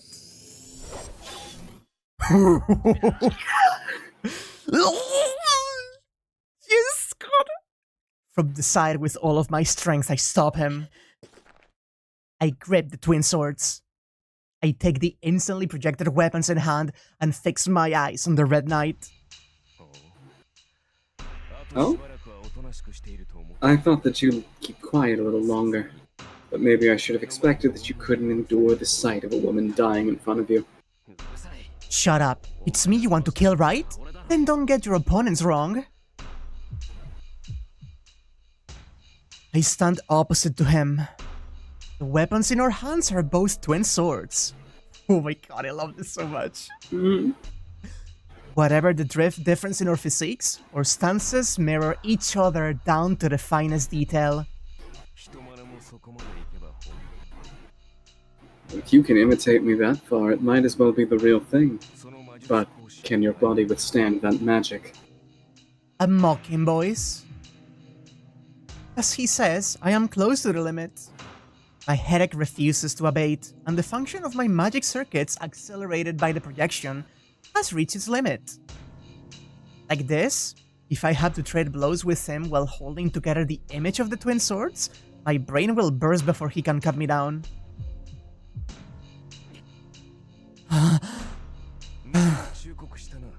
I warned you before that you can't handle projection. Magic you're not fit to wield will destroy you. The price for the miracle that let you live this far. It seems you'll pay it here, Amiyashiro. Archer steps in toward me. Shut the fuck up, you son of a bitch! At that, as though slashing at this headache with no regard for form, I meet his swords with mine. I swing my arms. The sword strokes that I unleash are all nothing more than an imitation of my opponent's. If the weapons are borrowed, then the swordsmanship is borrowed as well. And so, there's no way that I can win. Even if I were in perfect condition, I can't win against this opponent. Even if an imitation can approach the original, it can't surpass it. I couldn't win against this man from the start. Drown clutching your ideals, he said. Alive like a lie, he said. I couldn't argue with him because he was my ideal. The power to make the impossible possible. A man who saved many people and became a heroic spirit. The one who wished to become like that was none other than myself. That's why I can't win. The man in front of me is the one who stood at the end of all of that. If he's none other than the ideal of a Miyashiro, who to save people tried to become strong, then... My swords shatter. God, I fucking love this so much. Although I managed to block the sword stroke itself, the twin swords vanish without a trace. I can't keep myself conscious. Even though my body is uninjured, my insides are bleeding and feel like they're about to fall apart. Do you understand now? That is the limit of a Miyashiro. For you, who piled up excess after excess. It's a fitting end, is it not? He raises his swords above his head. When I try, with my fading mind, to determine if it will fall from the left or the right. Who? Who? Oh, Rin, I declare. Thy body to my will, my fate to thy sword. Obey the call of the Holy Grail. If thou wilt obey this will and this reason, then that's the summoning fucking ritual. Kosaka's gallant voice rings out through the chapel. Did that catch his attention? His falling sword stroke falters, and in that case... I can dodge it, even with a body like this. I roll across the floor and get away from him. Archer clicks his tongue but doesn't chase after me. Instead, he looks at the collapsed Saber. Obey me, then I shall entrust my fate to thy sword. From the cage of swords, Posaka reaches her hand out towards Saber. Yo! Yo! At that, mustering the last of her strength and running toward her. In the name of the Saber, I accept your oath. I recognize you as my master, Rin. Oh my god! The contract that should have been. Let's go! Finally, she obtained a master worthy of her. Oh my fucking god! Let's go! Oh my fucking god! A gale bursts forth. I guess in gaining a proper master, she regained her proper power. Saber's form as she fixes her gaze on Archer bears no comparison to how she was before. Oh my fucking god, I love this so much! The polycule is restored.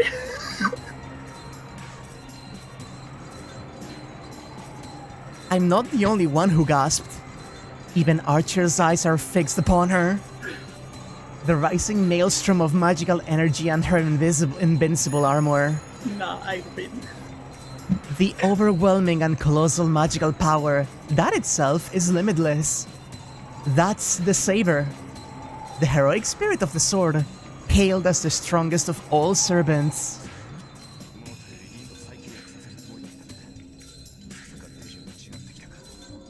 I cannot hear voices. That's Archer. I'd intended to let her recontract with Rin from the beginning, but it seems we've gotten out of order. I guess he no longer has the leisure to care about me. Archer grumbles with his gaze fixed on Saber. What will you do now, Saber?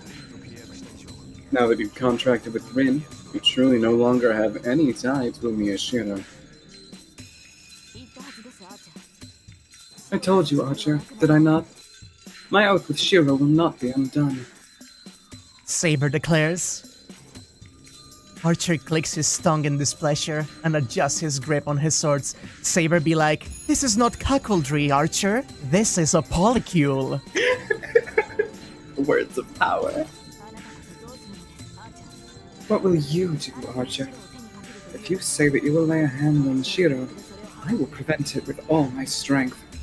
I had considered the possibility of Rin contracting with Saber, but I didn't know this actually fucking happened. This is so good.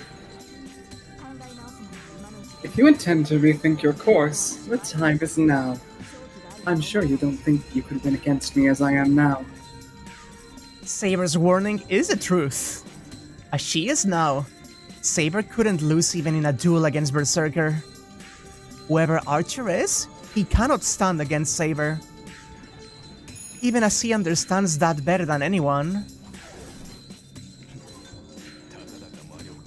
That's some confidence you've grown from just getting back a little magical energy. Archer charges forward haphazardly. Their blades collide. Archer steps in towards Saber like a red bullet, and his attack bursts forth with all his strength. Saber blocks his blow like it's nothing. Their difference in height and the momentum from Archer's charge, neither of them matter. Saber doesn't back up even a single step as she parries Archer's swords. The one who retreats is Archer, who should have been the attacker. Probably his strongest attack, a single stroke unleashed with no need for two swords, is... not just blocked entirely. Her parry sends him reeling. Oh god, I love this so fucking much. Archer retreats without hesitation. There, Saber's sword attacks him like a surging wave of fire. Archer can do nothing more than defend himself against Saber's unrushing sword. With the title screen music too, yeah. If he attempts a counterattack in that opening, Saber's blade will strike his brow. No, in the first place, he doesn't have the space to attempt a counterattack. The only resistance allowed to Archer is to block Saber's sword until he reaches the end of his strength. That likely won't take long either. The magical energy filling Saber's sword is shaping down Kansho and Bakuya with every swing. The twin swords cannot endure Saber's blade much longer, and there's no strength even in Archer's arm swinging them.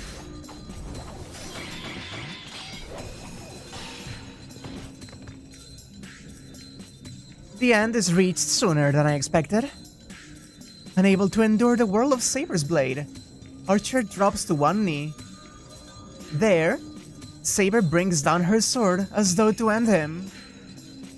That certain death attack, Archer stops with his swords crossed. With that, the fight is over.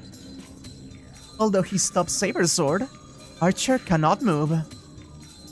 If he weakens the cross swords even slightly, Saber's blade will split his brow. Oh. Putting strength into his arms, Archer stops Saber's attack. Sweat pours from his brow, and his breathing is ragged.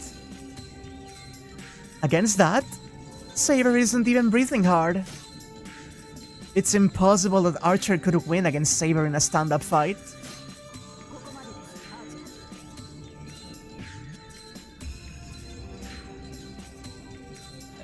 Is that Saber? Saber, That's enough, Archer. you worried about the state of my body before? Oh no, that's you. Yeah, again, still, I thought it was Rin.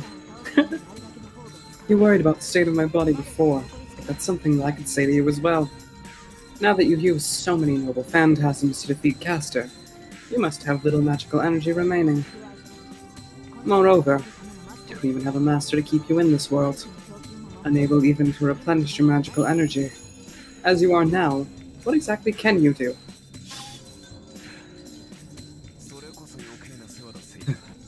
I don't need you worrying about me, Saber. Even without a master, archers have the ability to exist independently. Even if I've lost my master, I can probably keep living for 2 more days. That's more than enough time to put down that boy there. Ridiculous. You're still saying such things. Are you saying that your wish is not the Holy Grail, but to kill Shiro? I don't know if it got updated yet. I haven't checked the status because I didn't think that Saber got any updates yet. Oh no, it did. Oh my it totally fucking god. did. It totally Oh. did. Oh, Let's go. what is this insanity? What is that insanity? My favorite character in UBW, the status screen. Very dynamic. Archer doesn't answer. His frozen eyes just stare at Saber's face, twisted in anguish. What are you saying? Archer, your wish is mistaken. Why? Why do you wish for such an end? Even if you do such a thing, you... Won't be saved. Almost saying that, Saber bites her lip.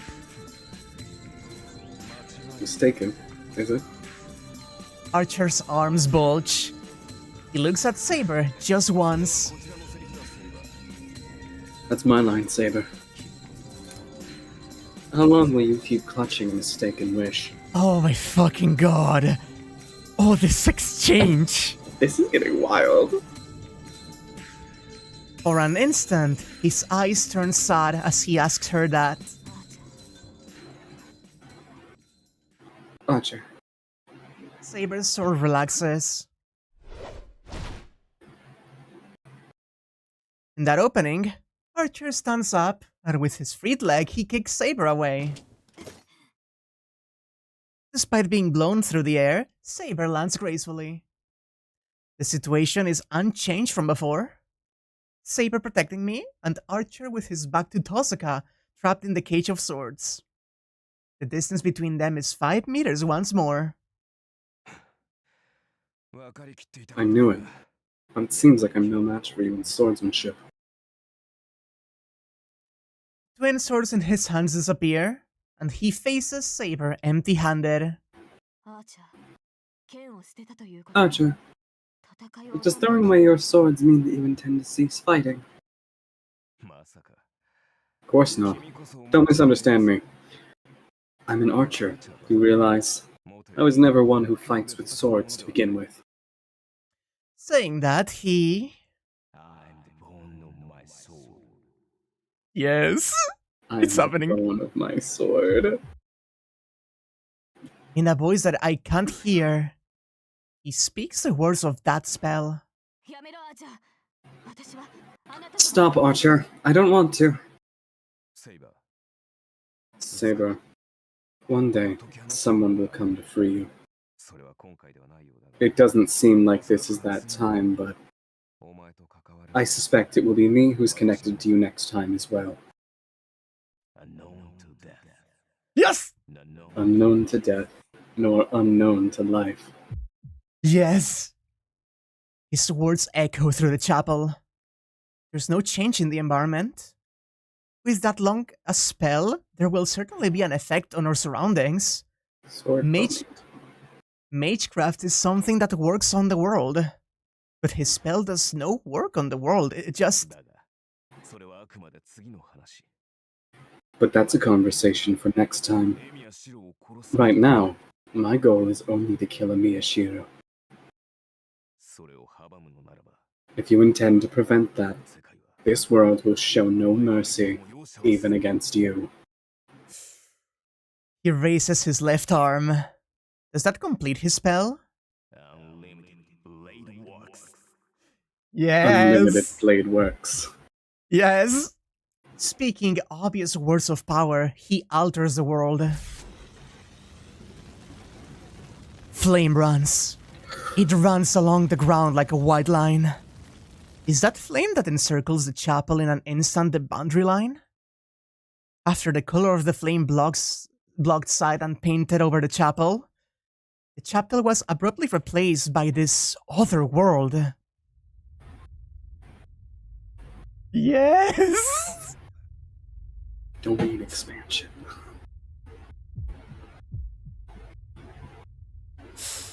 Oh, there it is. The headache buries my thoughts. I understand. I can't comprehend what this magic, this absurdity is. Even though I shouldn't be able to understand it, I can grasp what this is, whether I want it or not. This is... more than anything, it makes my brain boil.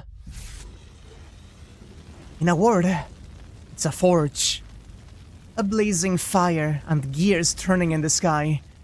In this featureless wasteland, wielderless swords continue on forever.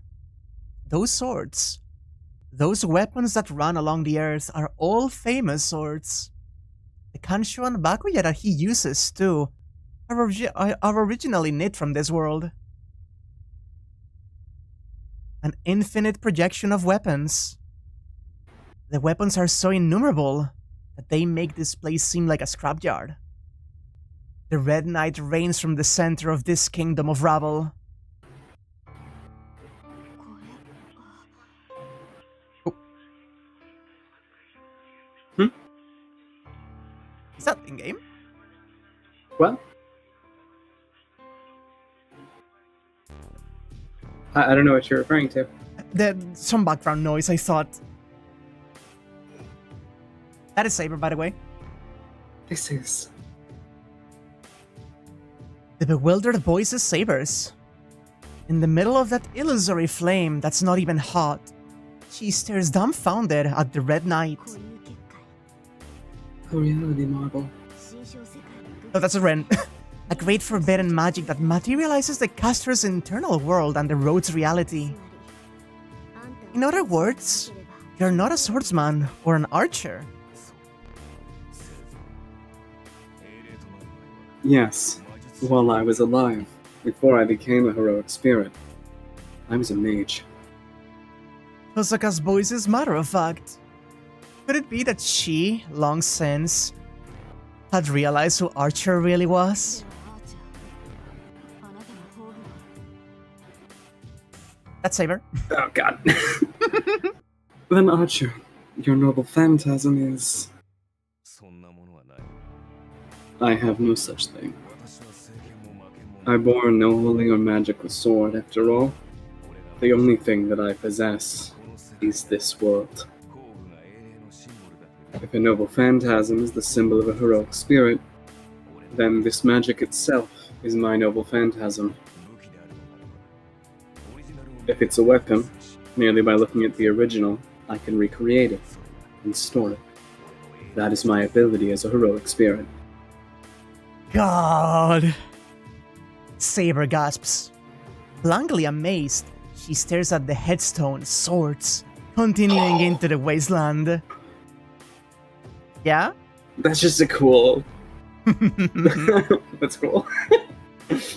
At the desolate emptiness of nothing but ruined ground and steel.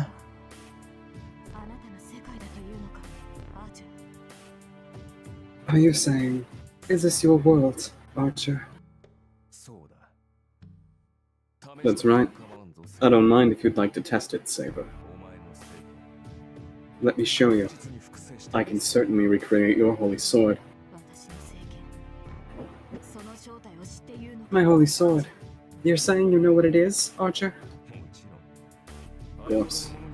I can't completely recreate something so powerful, but I can get close. It's almost a twisted form of admiration and remembrance, yep. Oh god, I love this so much. In which case, then what? When two holy swords collide, I wonder if anyone nearby can survive. Archer, you... That's right. Don't even try to use your holy sword, Saber. If you do, I'll have no choice but to resist. In that case, the ones who disappear will not be us, but the people around us. Knowing you, you'll protect that boy, even if it means sacrificing yourself. And even I would destroy myself projecting a holy sword. In which case, the only survivor would be a Miyashiro. There's no meaning whatsoever in that. God! Archer raises his left arm. The swords standing behind him float up, one after another. Don't resist. If you're lucky, you won't die instantly. After we're done here, have your master heal you. Archer points his finger at Saber. The innumerable swords point their tips toward her. Every one of them is a weapon of certain death. You could dodge them, but in that case, give up on the boy behind you. With that, Archer gives the command. This is so cool. Fuck. The countless swords fly forth. Saber doesn't move even a step. As though she means to sweep them all aside with only the sword in her hand, she meets them fully prepared for her death. Trey-san! I can't think because of the headache. I have a magic circuit left for one more time. My insides are truly burnt and almost melted. All those obstacles vanished in the moment I saw his world. Before I realize it, I've leapt off the ground, running to Saber's side, staring only at the infuriating sight of the swords. Shiro, you can't. Quickly. I don't care. Right now, the 18 flying swords, I can't analyze them fast enough with my naked eye and my senses overload. Surpassing the fastest speed, still faster, faster, faster. The next ones are coming. With a clang, a feeling like the hammer of a gun falling on the back of my head. Do not. I stretch out my left arm. I don't have a single doubt. Up to now, I've copied him completely. If there's no mistake in the rules of the logic. Fuck with me, you son of a bitch! There's no way I can't duplicate the rain of swords in front of me.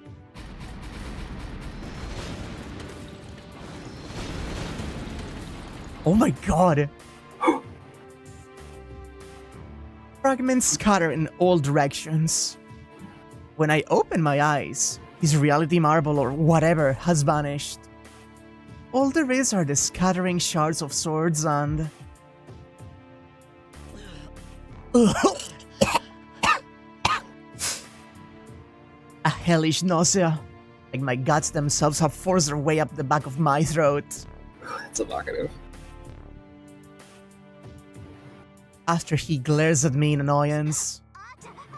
Wait, Archer, what did you... As soon as he brings Tozaka out from the cage of swords, he restrains her. Tozaka struggles as Archer grabs her. I don't know what he did, but Archer puts his hand on the back of Tozaka's neck and she falls unconscious. Just a little pinch. And like that, he leaves the chapel. Carrying Tozaka in his arms, he leaps up the stairs leading to the surface. Where are you going, Archer? A place where I won't be disturbed any further. Right now, I'm out of magical energy. I don't even have enough strength to kill the boy you were protecting. You're taking Rin as a hostage. No, as a bargaining chip. As long as I have her on hand, that boy over there will have to chase me. What's more, Rin has become your master. However much you want to protect the boy, you can't trade your master's life for it. God, what a bitch. I withstand my nausea. I strain my consciousness that seems like it could collapse if I relax and listen to his bullshit. Outside of town. And then, with a trembling throat, unable to even look up, I speak. The forest outside of town. There's an abandoned castle out there. No one will bother us there. Shiro. You've got a problem with me, don't you? Fine. I'll hear you out. You're not the only one with something he wants to say. My vision flickers. In the midst of that sick feeling, like I'm in another dimension. That's all I say. The forest outside town. I see. The Einsburns had a castle there, didn't they? Certainly, I doubt we'll be disturbed there. It's an impressive resolve in the Ashiro. Shut up. More importantly than that, I don't want to listen to his bantering. If I listen to him, I won't be able to stand it and I will spill my guts all over the floor. Just try and lay a hand on Tozaka before then. If you do, even if I have to get Saber to help me, I'll fucking kill you.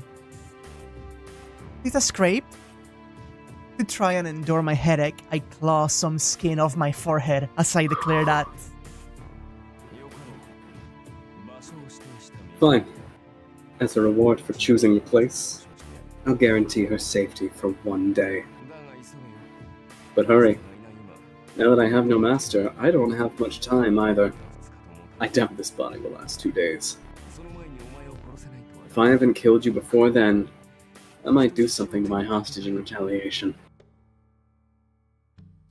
Leaving behind an offensive laugh, Archer disappears. Unable even to see him off, I drop to my knees on the floor. Shiro, that was reckless. Even for you, it's too early to be trying the same projection as Archer. Her arms support me as I collapse. Sorry, Saber. I let him take Tozaka. Shiro doing the full-on Chuni clawing at my own face out of sheer hatred, and you love it? Oh, we have caught up to Unlimited Blade Works Abridged. I suppressed the grating in my skull and somehow managed to stand up. Shiro, it's alright. Rin is safe. I'm sure Archer won't do anything to her either. More importantly, right now, you're the one in danger. Leave Rin to me. You should go home and rest. No, I don't have time for... that, I tried to say, but I almost pass out. Damn it. I gave up. I guess I can't even complain. I'll listen to what you have to say later. Right now, I'm taking you home. That's fine, right, Shiro? Wait. There's no opening even to argue. Saber lends me her shoulder and starts walking toward the stairs. God. Ah. God. She's so cool. Lancer's literally out rolling around the church lawn and taking a little nap. I forgot about that. He's just rolling around in the grass like a dog. The sky is still as grey as ever. We put the now deserted church behind us. Oh, looks like you've settled things, eh, kid? And in the courtyard ahead of us is the familiar form of the spearman. Supporting me with her shoulder, Saber glares across the courtyard. Her attitude is such that if Lancer took another step forward, she would probably try to cut him down without hesitation. No, you got it wrong, Saber. He helped us. You're saying that Lancer assisted you, Shiro. Yeah, that's right. Please, don't fight him right now if you don't have to. Saber looks at Lancer in astonishment. And he, characteristically, watches Saber's reaction with deep amusement. I understand, but why, Lancer? Do you have some kind of scheme in helping Shiro and Ren? Huh? What are you, daft? Of course I'm plotting something. Would I go out of my way to help somebody if I wasn't scheming something on the other side? Yeah, duh. Incredible. I knew that he was that kind of a guy, but to go as far as teasing Saber, he's nothing if not consistent. I love him so much.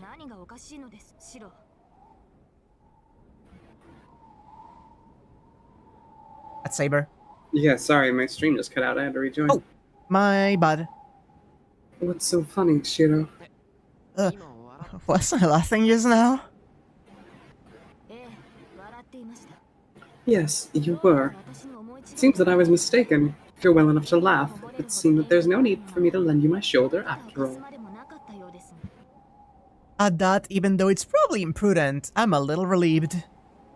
Saber is just like she was before. We're no longer bound together, but she's here with me, unchanged.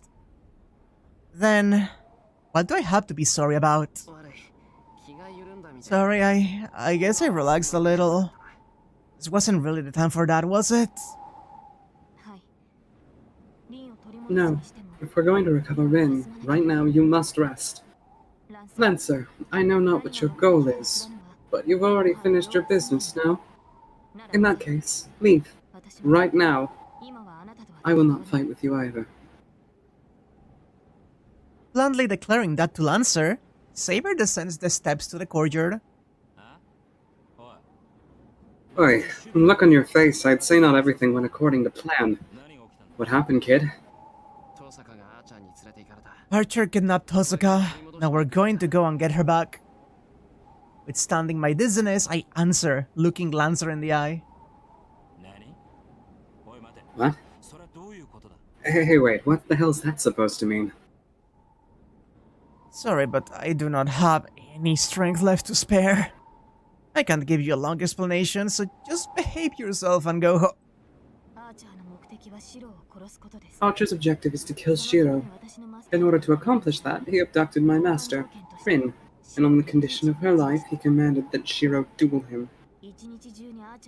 He said that if we did not go to him within one day, he would not guarantee her safety.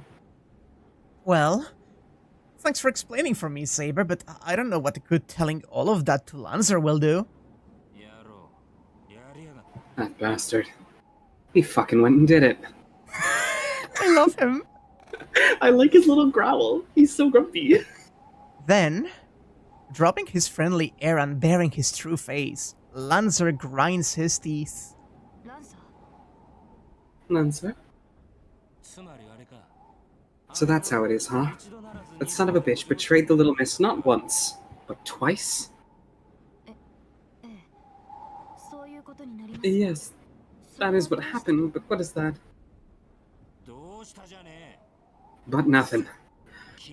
Shit, I've changed my mind. I was going to quit helping you here, but let me stick with you a little longer. Like this, I won't be able to sleep at night. He's going to beat Archer up. I fucking love Lancer so much. Oh my god. Spitting that out, Lancer starts walking. He really doesn't like that Archer just went and betrayed Rin. He's a slimy bastard with like a strong moral compass and just... Oh, what a man. Saber doesn't even have words as she stares after Lancer. I know how she feels. Lancer's back seems to be saying that he will go with us. I'm at a loss. What sort of magic did you and Rin use to turn him to your side? Saber's voice sounds more astonished than impressed. But unfortunately, I do not have the strength left to reply, and with the wounds inflicted on me by Kuzuki and the pain in my left shoulder returning, this isn't the time for that. No. In the first place, from the start I wanted to ask that question myself, honestly. For the bands. Oh. We get an interlude before the end of... And then I remember his dream. The memories of a man who ascended to the throne of heroes. The story of a certain night that ended in a place I'll never reach. This hill is his world. The reward he received for continuing to fight for the sake of strangers, an unbroken wasteland devoid of other people. Embracing this landscape, he died, smiling in satisfaction. You're an idiot. Seriously. Yeah, that makes me unspeakably angry. He strove and he struggled. In spite of being just an ordinary man, he labored, and as he shed his blood, he accomplished a miracle. In that case, it's wrong if he's not happy. If he made a lot of other people happy, then he should have to be as happy as the rest of them put together. But no such reward was granted to him. What was granted to him instead was just a destiny to be used as a guardian, even after his death. Yeah, why didn't I realize that? Guardians are summoned to every age. But conversely, doesn't that mean that guardians are summoned from every age? In short, the present and the past. And even from a still unseen future, if someone will become a heroic spirit, they can be summoned. For the guardians crammed into their throne, removed from the axis of time, there's no longer a concept of time at all. In the moment in which they become heroic spirits, they sublimate into something different from what they were when they were human. Then, to the same age, it's not necessarily the case that there couldn't be a guardian who was summoned to his own time, to the town he lived in when he was alive. When I think about that, I want to cry.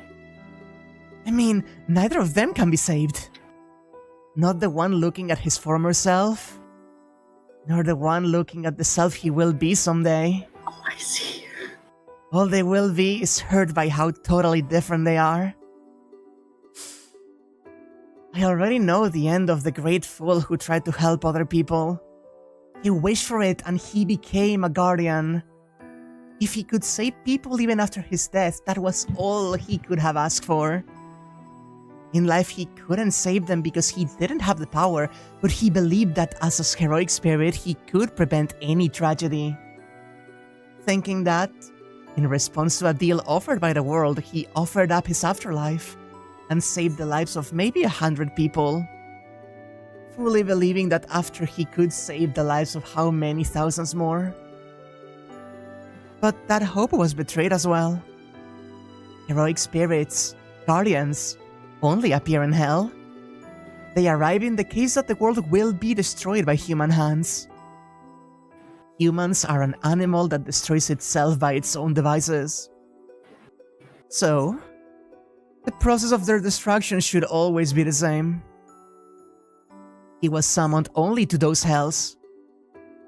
In that ruin, where the people he must have wanted to save were already dead, he took the lives of even more people with his own hands. The boy who said he just didn't want to see anyone cry could only look on people's crying faces forever. There's only one thing that I can say. He was constantly betrayed by a variety of things, but at the very end, he was betrayed even by the only ideal he had believed in. His body is made out of swords, with blood of steel and a heart of glass, undefeated across countless battlefields, never once retreating, nor even once understood. He's always alone, sick with victory atop a hill of swords. Thus, his life has no meaning. Surely, his body was made out of swords. That's the only spell that was given to him. Hell is that? It makes me so angry that I want to furiously beat my fist against his chest screaming, "What is that?" I've never suffered, so I might not have any right to say this, but I believe in pain and hard work. For people not to be rewarded for as much as they've fought is wrong. Because of that, especially his unrewarded life itself makes me angry. And more than anything, he, who as a result of protecting it through to the end, came to curse his past way of life itself. I can't just leave him to his fate. As long as you're my servant, I won't do anything I don't believe in. I'm not as naive as Miyashiro, but even so, there are things I won't give up. No matter who says otherwise, I do not intend to compromise on that. That's right. That's why I swore I would do this. As long as I'm his master, then like he once did, I will follow the path I believe in through to the end. That's all I can show him. I couldn't reward him with anything other than that. It might have been something meaningless, but at least, so that the time will come when Archer, who lost sight of his past, can realize that his life was one he can be proud of. Yeah, hon? Yeah, hon? What did you... Yeah, hon? Wait, is Archer fucking show? Is that what I'm reading? Yeah? Is that what I'm getting here? Yeah?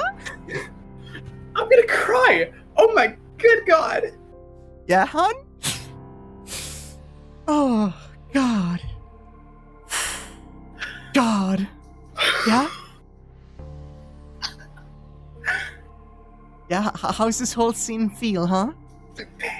Painful. Oh my god. There's...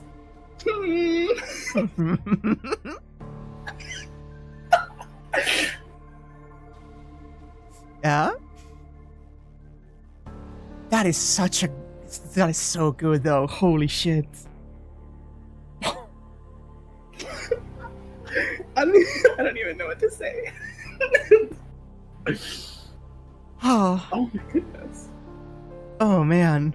Oh fucking god. Shall we finish this interlude and call it a day? Let's do that. When I come to, the first thing that comes to mind is a sensation in my hands and feet. I can't move them and they hurt. I'm tied up. On top of that, I'm sat down in a chair, and it seems I've been sleeping in an unnatural position. I don't want to admit it, but my situation couldn't be any worse. To put it bluntly, I can't do anything. My hands are wrapped behind the chair and bound with something like handcuffs. Since my ankles are bound the same way, I can't even get up from this chair. What's more, the shackles have had some kind of anti-magic applied to them. My magic circuits are a mess and I can't generate any magical energy.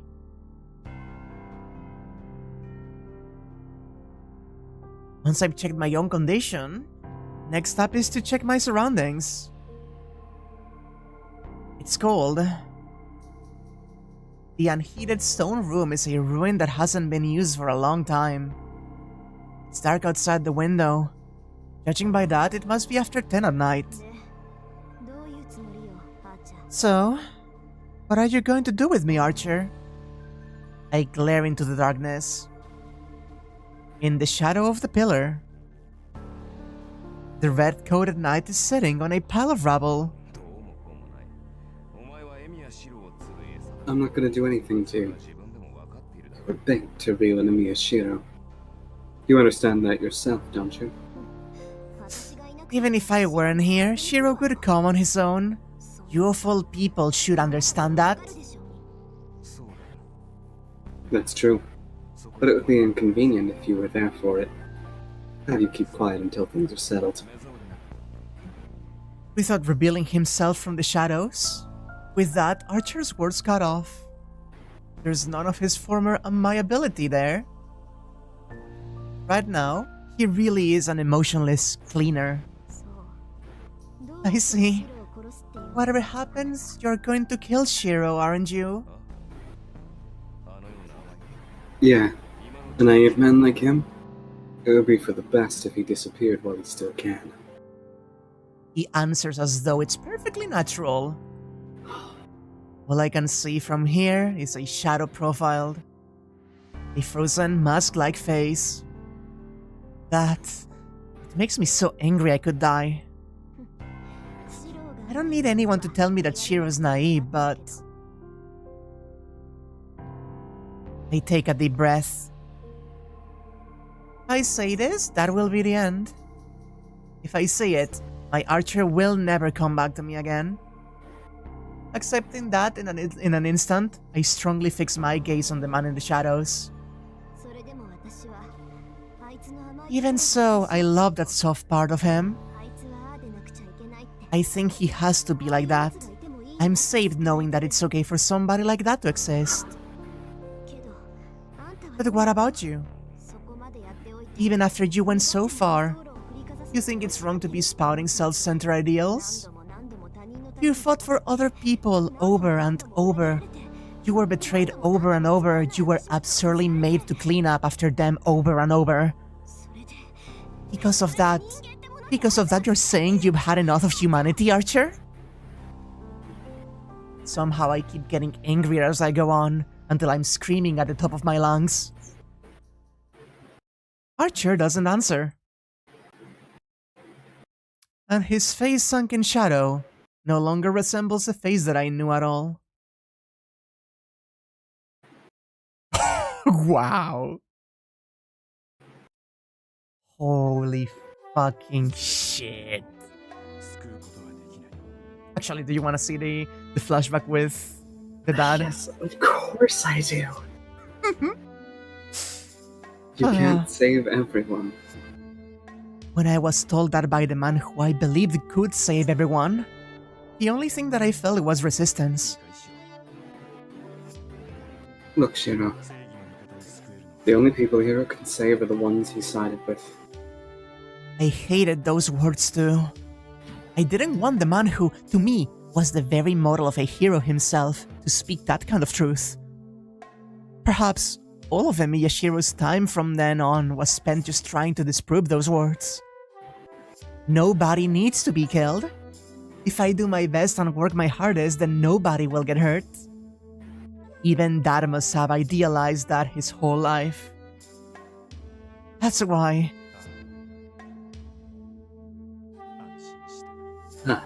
Thank you. I can't turn my back on that final moment.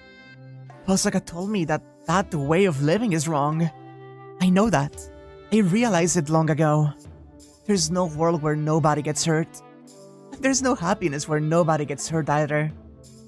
That kind of convenient utopia doesn't exist anywhere on Earth. The hero that the Miyashiro is trying to become is hypocritical just on the basis of that alone. At the end of saving people lies nothing. That's why. I know that without having to be told. A life like a lie, unable to save others, even yourself. Yeah. Even if that's true, I will not let you say those words. Anyone else can deny me if they want, but I won't let him say it. The same thing. Even if we started from the same place, even if one day I will become like that too, no, because of that, I will deny him. Just as he can't accept the past of Miyashiro. As long as I'm here, I won't accept him either.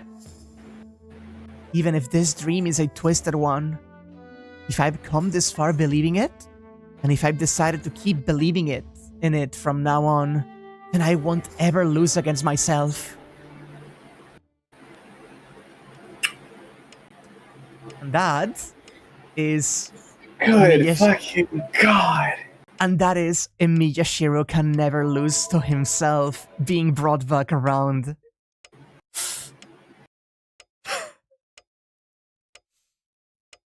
I'm like awestruck. How you feeling? How you feeling? Oh, I'm feeling. That's wild. Yeah? I was so close, damn it. No, you were not just close, you actually said it. Twice, at least. I think I sent it to you as a joke with the Charlie conspiracy board.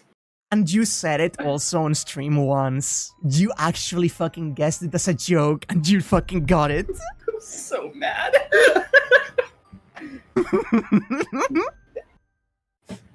So, okay.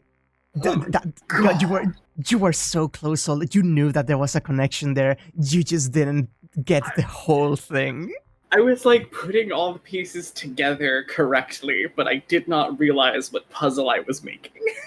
You didn't realize just that this game was ready to go off the deep end like that.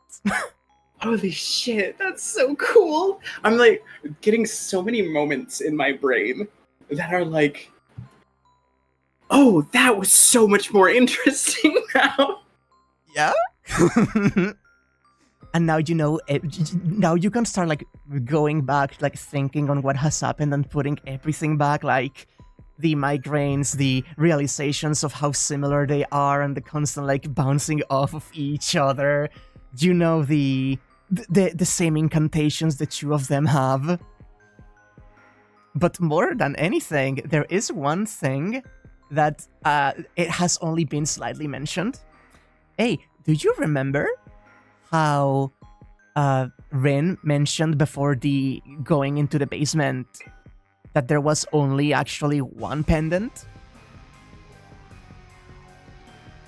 Yes. And she was like, originally there was only one pendant. When Archer came back to me and gave it to me, I thought that was the one I put on you. But now you know who Archer is. That's now you have more context on that thing. Oh. Yeah? Oh. Yeah? Oh. I'm going to ask chat, is the full story with the full story with the pendant like said later, or is that just inferred? Because there's one extra thing to mention about that if it's not mentioned in the VN. It gets explained later if you recall. Okay, then I will not. It will. Okay, it will get. Okay. Just making sure I do not spoil everything. I'm so fucking reeling right now. Oh my god. So there is one last thing. Uh-huh. Oh, I'm sure there's one last thing for a while. Yeah, there's like several last things, but the one thing I want to point you out, can you check the thumbnails of these streams? I'd have to like give a scoot real quick. Mm-hmm. By that I mean like open them up. I can send it to you. That would be infinitely more convenient right now, I think. Yeah. Just don't worry about it, you know? Holy shit. now that you have the full context. No, sorry, I'm looking. Oh, I see. Now you see the symbolism. I see the sneaky little hints. Oh My gosh. God, everything about this. Like, also, it was mentioned in chat in the moment where he goes full unlimited blade works and the wind blows his hair and you see it in the same exact fucking style as Shiro. I saw it. When I saw it, I was like, hang on a fucking second. Oh my god, that's so cool. That's so fucking cool. It's been built up for 2 entire routes. Fucking routes. Oh my god, I'm like... Hey Sharpie, yeah, we got to the reveal. The reveal. Excellent. Oh my gosh. That's so cool. This might be the coolest twist, I guess, I've ever seen in fiction. I'm reeling. That is so fucking cool. Oh my god. It's also wild because, no, we didn't overlook it. I remember Anya being like, wait a minute, but we didn't delve on it. But yeah, when he's about to face Shiro, he goes Trace on. Yeah. Oh my god. Like, it's... there were so many hints. Now that you know, you can retroactively just know everything. That's so interesting. We got a part of the chant, like just the bit you get in the unlimited, like we got, I am the bone of my sword, steel is my body and fire is my blood, and then unlimited blade works. We got it. We got the chant. Oh yeah, all of the fucking scenes with Shiro in the archery club. Yeah, I was thinking about that, because, like, okay, when I was in my Kiritsugu theory, right, I was like, okay, yeah, probably learn from him. Like, that makes sense. I didn't once consider that, like, oh my gosh. And, like, the copying that the fucking noble fans is making so much sense now. Oh my gosh. That's so cool. Yep. Also, I am planning to... I'm waiting for the third DLC of Samurai Remnant, and I will do the last 2 together. I just was simping that much for Ibuki, don't worry about it. There's so much. You also get a few glimpses at Shiro's, like, inner world and, like, dreams. Like, you get the Hill of Swords with Shiro a couple of times. Yeah. And then you get the fucking reality marvel with Archer and you just see it. And it's like, wait. Wait a minute. Wait just a silly second here. Shiro in the archery club talked about how visualization is what determines his ability to hit or miss the target. One of Archer's key skills is called Mind's Eye. That's so sick. Oh, that makes perfect sense. That's so cool. I'm like wiggling in my chair. I am so overwhelmed with how cool that is and how good this fucking thing is. You have no idea how much art you just like unlocked by virtue of people occasionally like just putting his identity in the thing, and also the background of Unlimited Blade Works and everything. We haven't even reached the fucking climax. It's not even over. It's not even over. Fucking Gilgamesh and Sinji are around still. There's like a whole situation yet to unfold. Let me give me one moment, actually. Game, load charts. Fate, Unlimited Blade Works PDF. Give me one moment. Holy shit.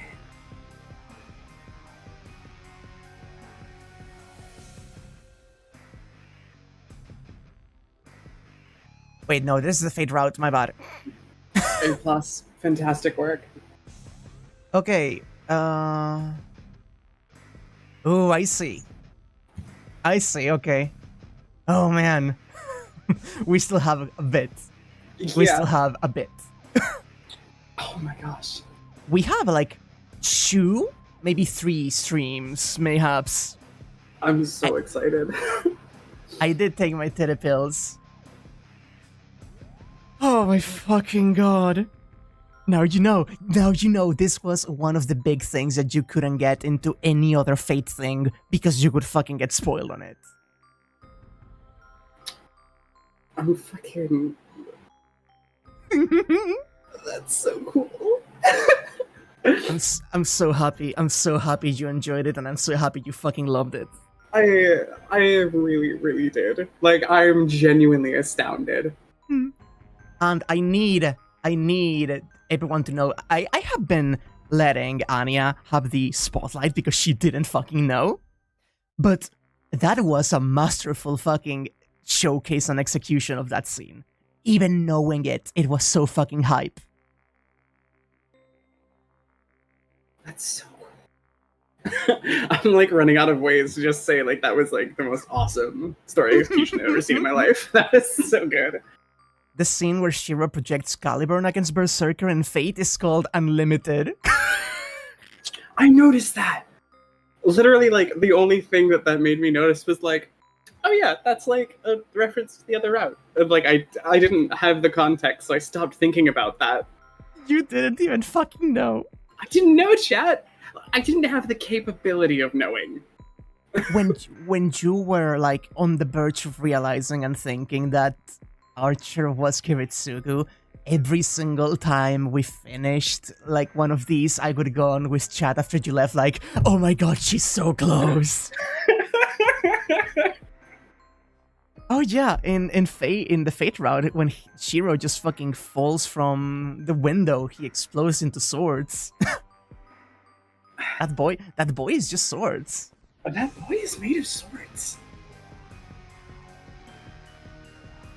Ah, it's so good. It's so good. It was the coolest fucking thing I've ever seen. It's so fucking good. Oh, God. Their philosophy, like the entire time watching this route and me knowing, seeing their philosophies bouncing off of each other, seeing Shiro say that Shiro will never lose to himself, and I was like, like, fucking, oh my god, I'm fucking... Every interaction they've ever had has been completely recontextualized in the coolest possible fucking way. Yep. Like, oh, fuck. Oh, and like the little moment in the church when he was like the moment of sadness at Saber, like when she was talking about his dream being a mistake and him being like, oh, you're saying that, I'm being sad about it.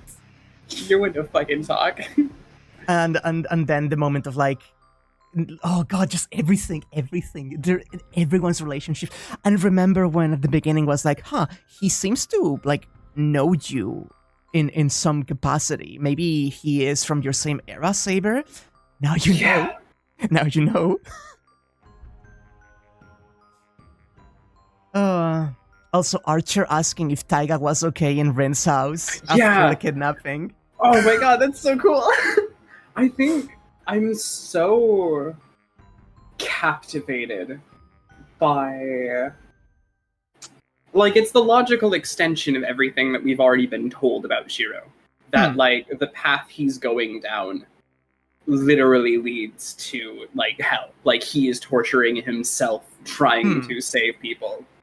So seeing that to its, like, maximized conclusion of, like, yeah, no, this is literally the fate he's carving out for himself. Yep. If Shiro keeps going down the path of his ideals, he's going to turn into a bitter, hateful hypocrite. Mm-hmm. Because no one's going to save him if he just throws himself away to save everyone else. And in the end, all there is for him is becoming a guardian and being eternally forced to just clean up the messes in the world. God.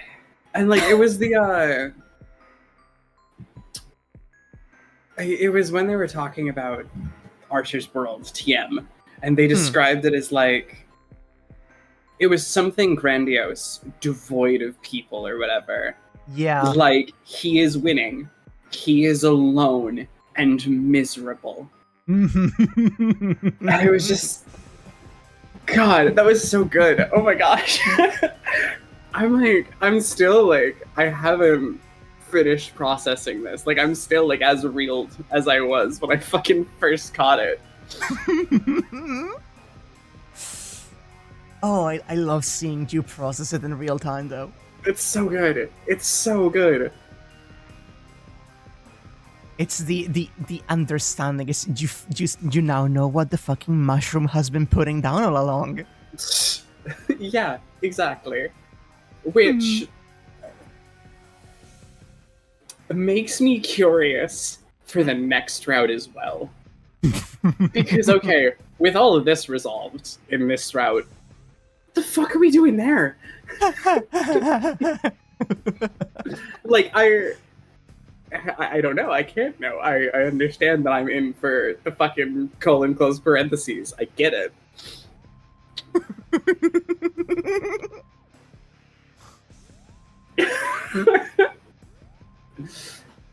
Oh my gosh. I'm fucking cruising. This is, I think, the most fun I've ever had engaging with a piece of media. I love this so much. I have been so dutifully, like, avoiding spoilers. It's been so hard not to engage with Fate at all, just to make sure I can stay blind, because it's so cool. I think, I mean, there's a few things, like, still obviously the resolution of this route, but, like, major reveals like the Archer thing, like, we will go through the next route. I should mention for chat right now, since this is relevant to the next route, you are going to be unable to do Fate shortly, right? For a few, like a week or two. Oh, I'm not entirely sure how much it'll impact my schedule, but I know for a fact the weekend of the 3rd and 4th, I might not be available to stream because I'm fleeing to a new location. You just gotta... I guess we will have to make the next stream count then. Guess so. I mean, if we do it on a Saturday, I can probably set aside another bigger bulk of time as per usual. Yeah, Tom, don't you know? Anya is... Yeah, she's fleeing from the government. Don't worry about it. I'm on the run from the government because they keep using me to mine Bitcoin.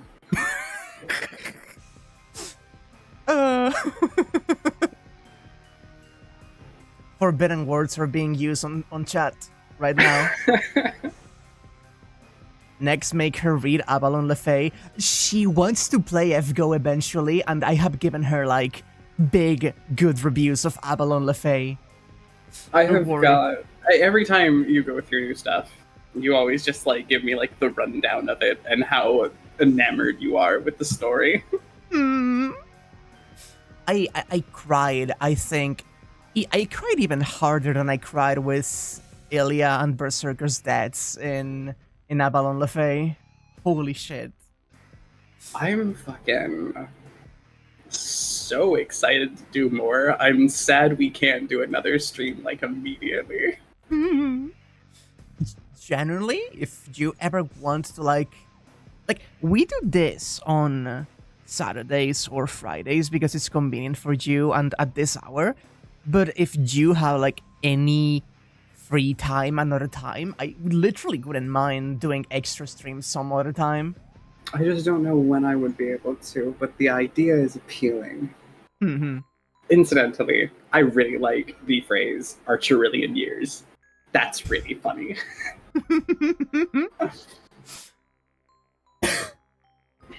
The hyperbolic samsara chamber, Jesus fucking Christ. Like, I should get going because I have to go fix dinner and get everything ready. But good God, I'm just like,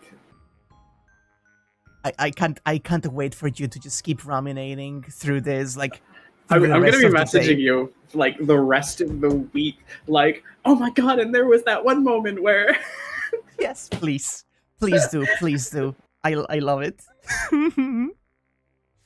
Anyway, please go get some dinner, Han. This has been a blast. Thank you all for watching, and thank you so much for having me along. Bye. I'm having so much fun. Bye. Bye bye.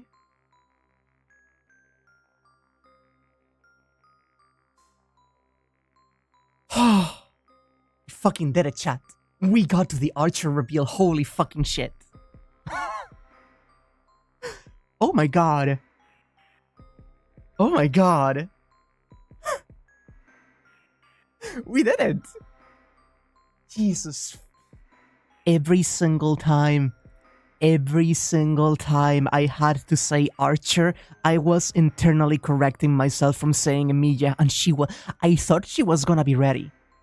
I completely misjudged how seriously she actually believed the possibility of Archer being Emilia. She was still very much expecting Kiritsugu. Holy fuck. Finally, we can laugh at the bridge series. We likely will watch the regular Unlimited Blade Works before the abridged.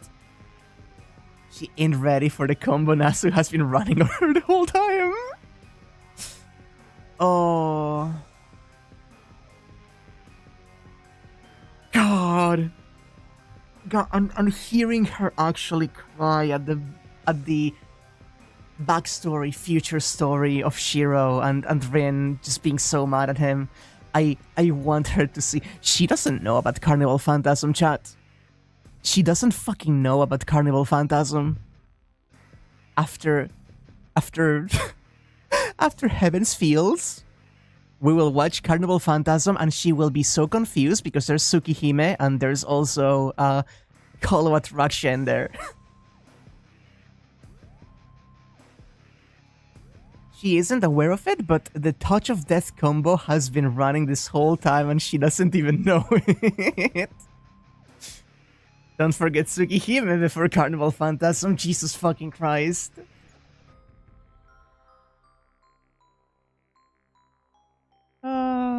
We do love Neko arc. We do love Neko arc. Alas, if you have noticed me speaking in a very low and soothing ASMR voice, that is because I do have neighbors today.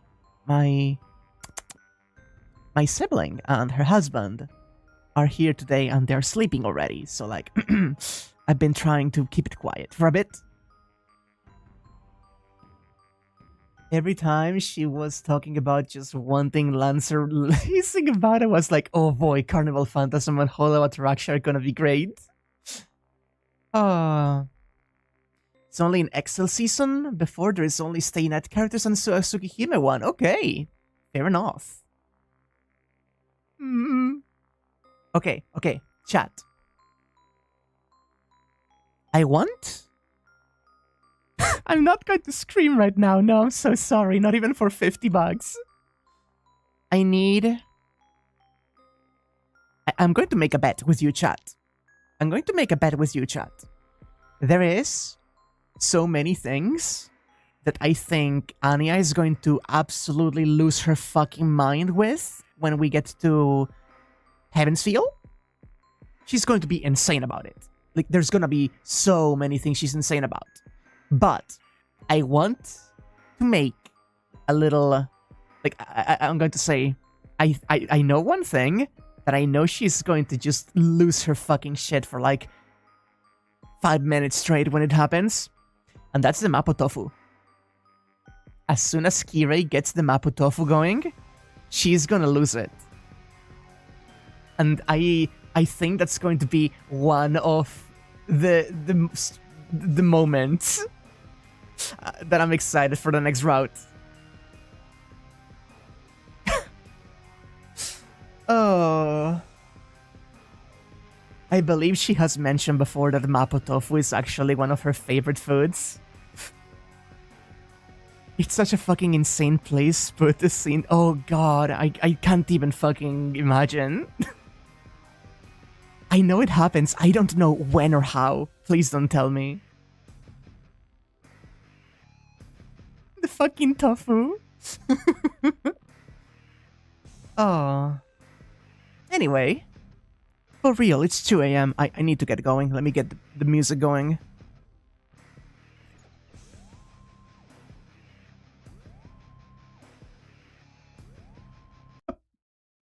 In the movie, they were trying to make the scene sexy, but the voice acting cannot compare to the VM version. Oh my fucking god. I need to watch it. I need to watch it eventually. Anyway. Tomorrow, Lies of P. More Pokemon Nuzlocke on Wednesday. And obviously more of this next week on Friday or Saturday. As mentioned before, she is fleeing locations from the government, so they don't mine Bitcoin on her on the first week of the next month. So that will likely be a delay, but we'll see about it. Thank you all so much for accompanying us. It has been a joy, and I'm so excited to. I know I've been more low-key. I've been letting her have it. I didn't want to just like start gushing with pre-knowledge of things, because she's the one that doesn't know. She doesn't know, chat. She lacks the critical knowledge. Ah, but I've been so fucking excited too. It was so fucking cool. I love Fate. I love this series so much. I love this VN. I love this entire world so much. And you're glad Discord didn't subsume my entire computer to stream? I don't fucking know what happened with Discord. Holy shit. But either way, I'll be going now. And I'll see you next time, Hans. Bye-bye! Neither do I. I'm so afraid. I'm so afraid of the things I don't know. Holy shit. You know when you're gonna lose your shit in the Heaven's Field? God. Thank you all so much, and bye-bye.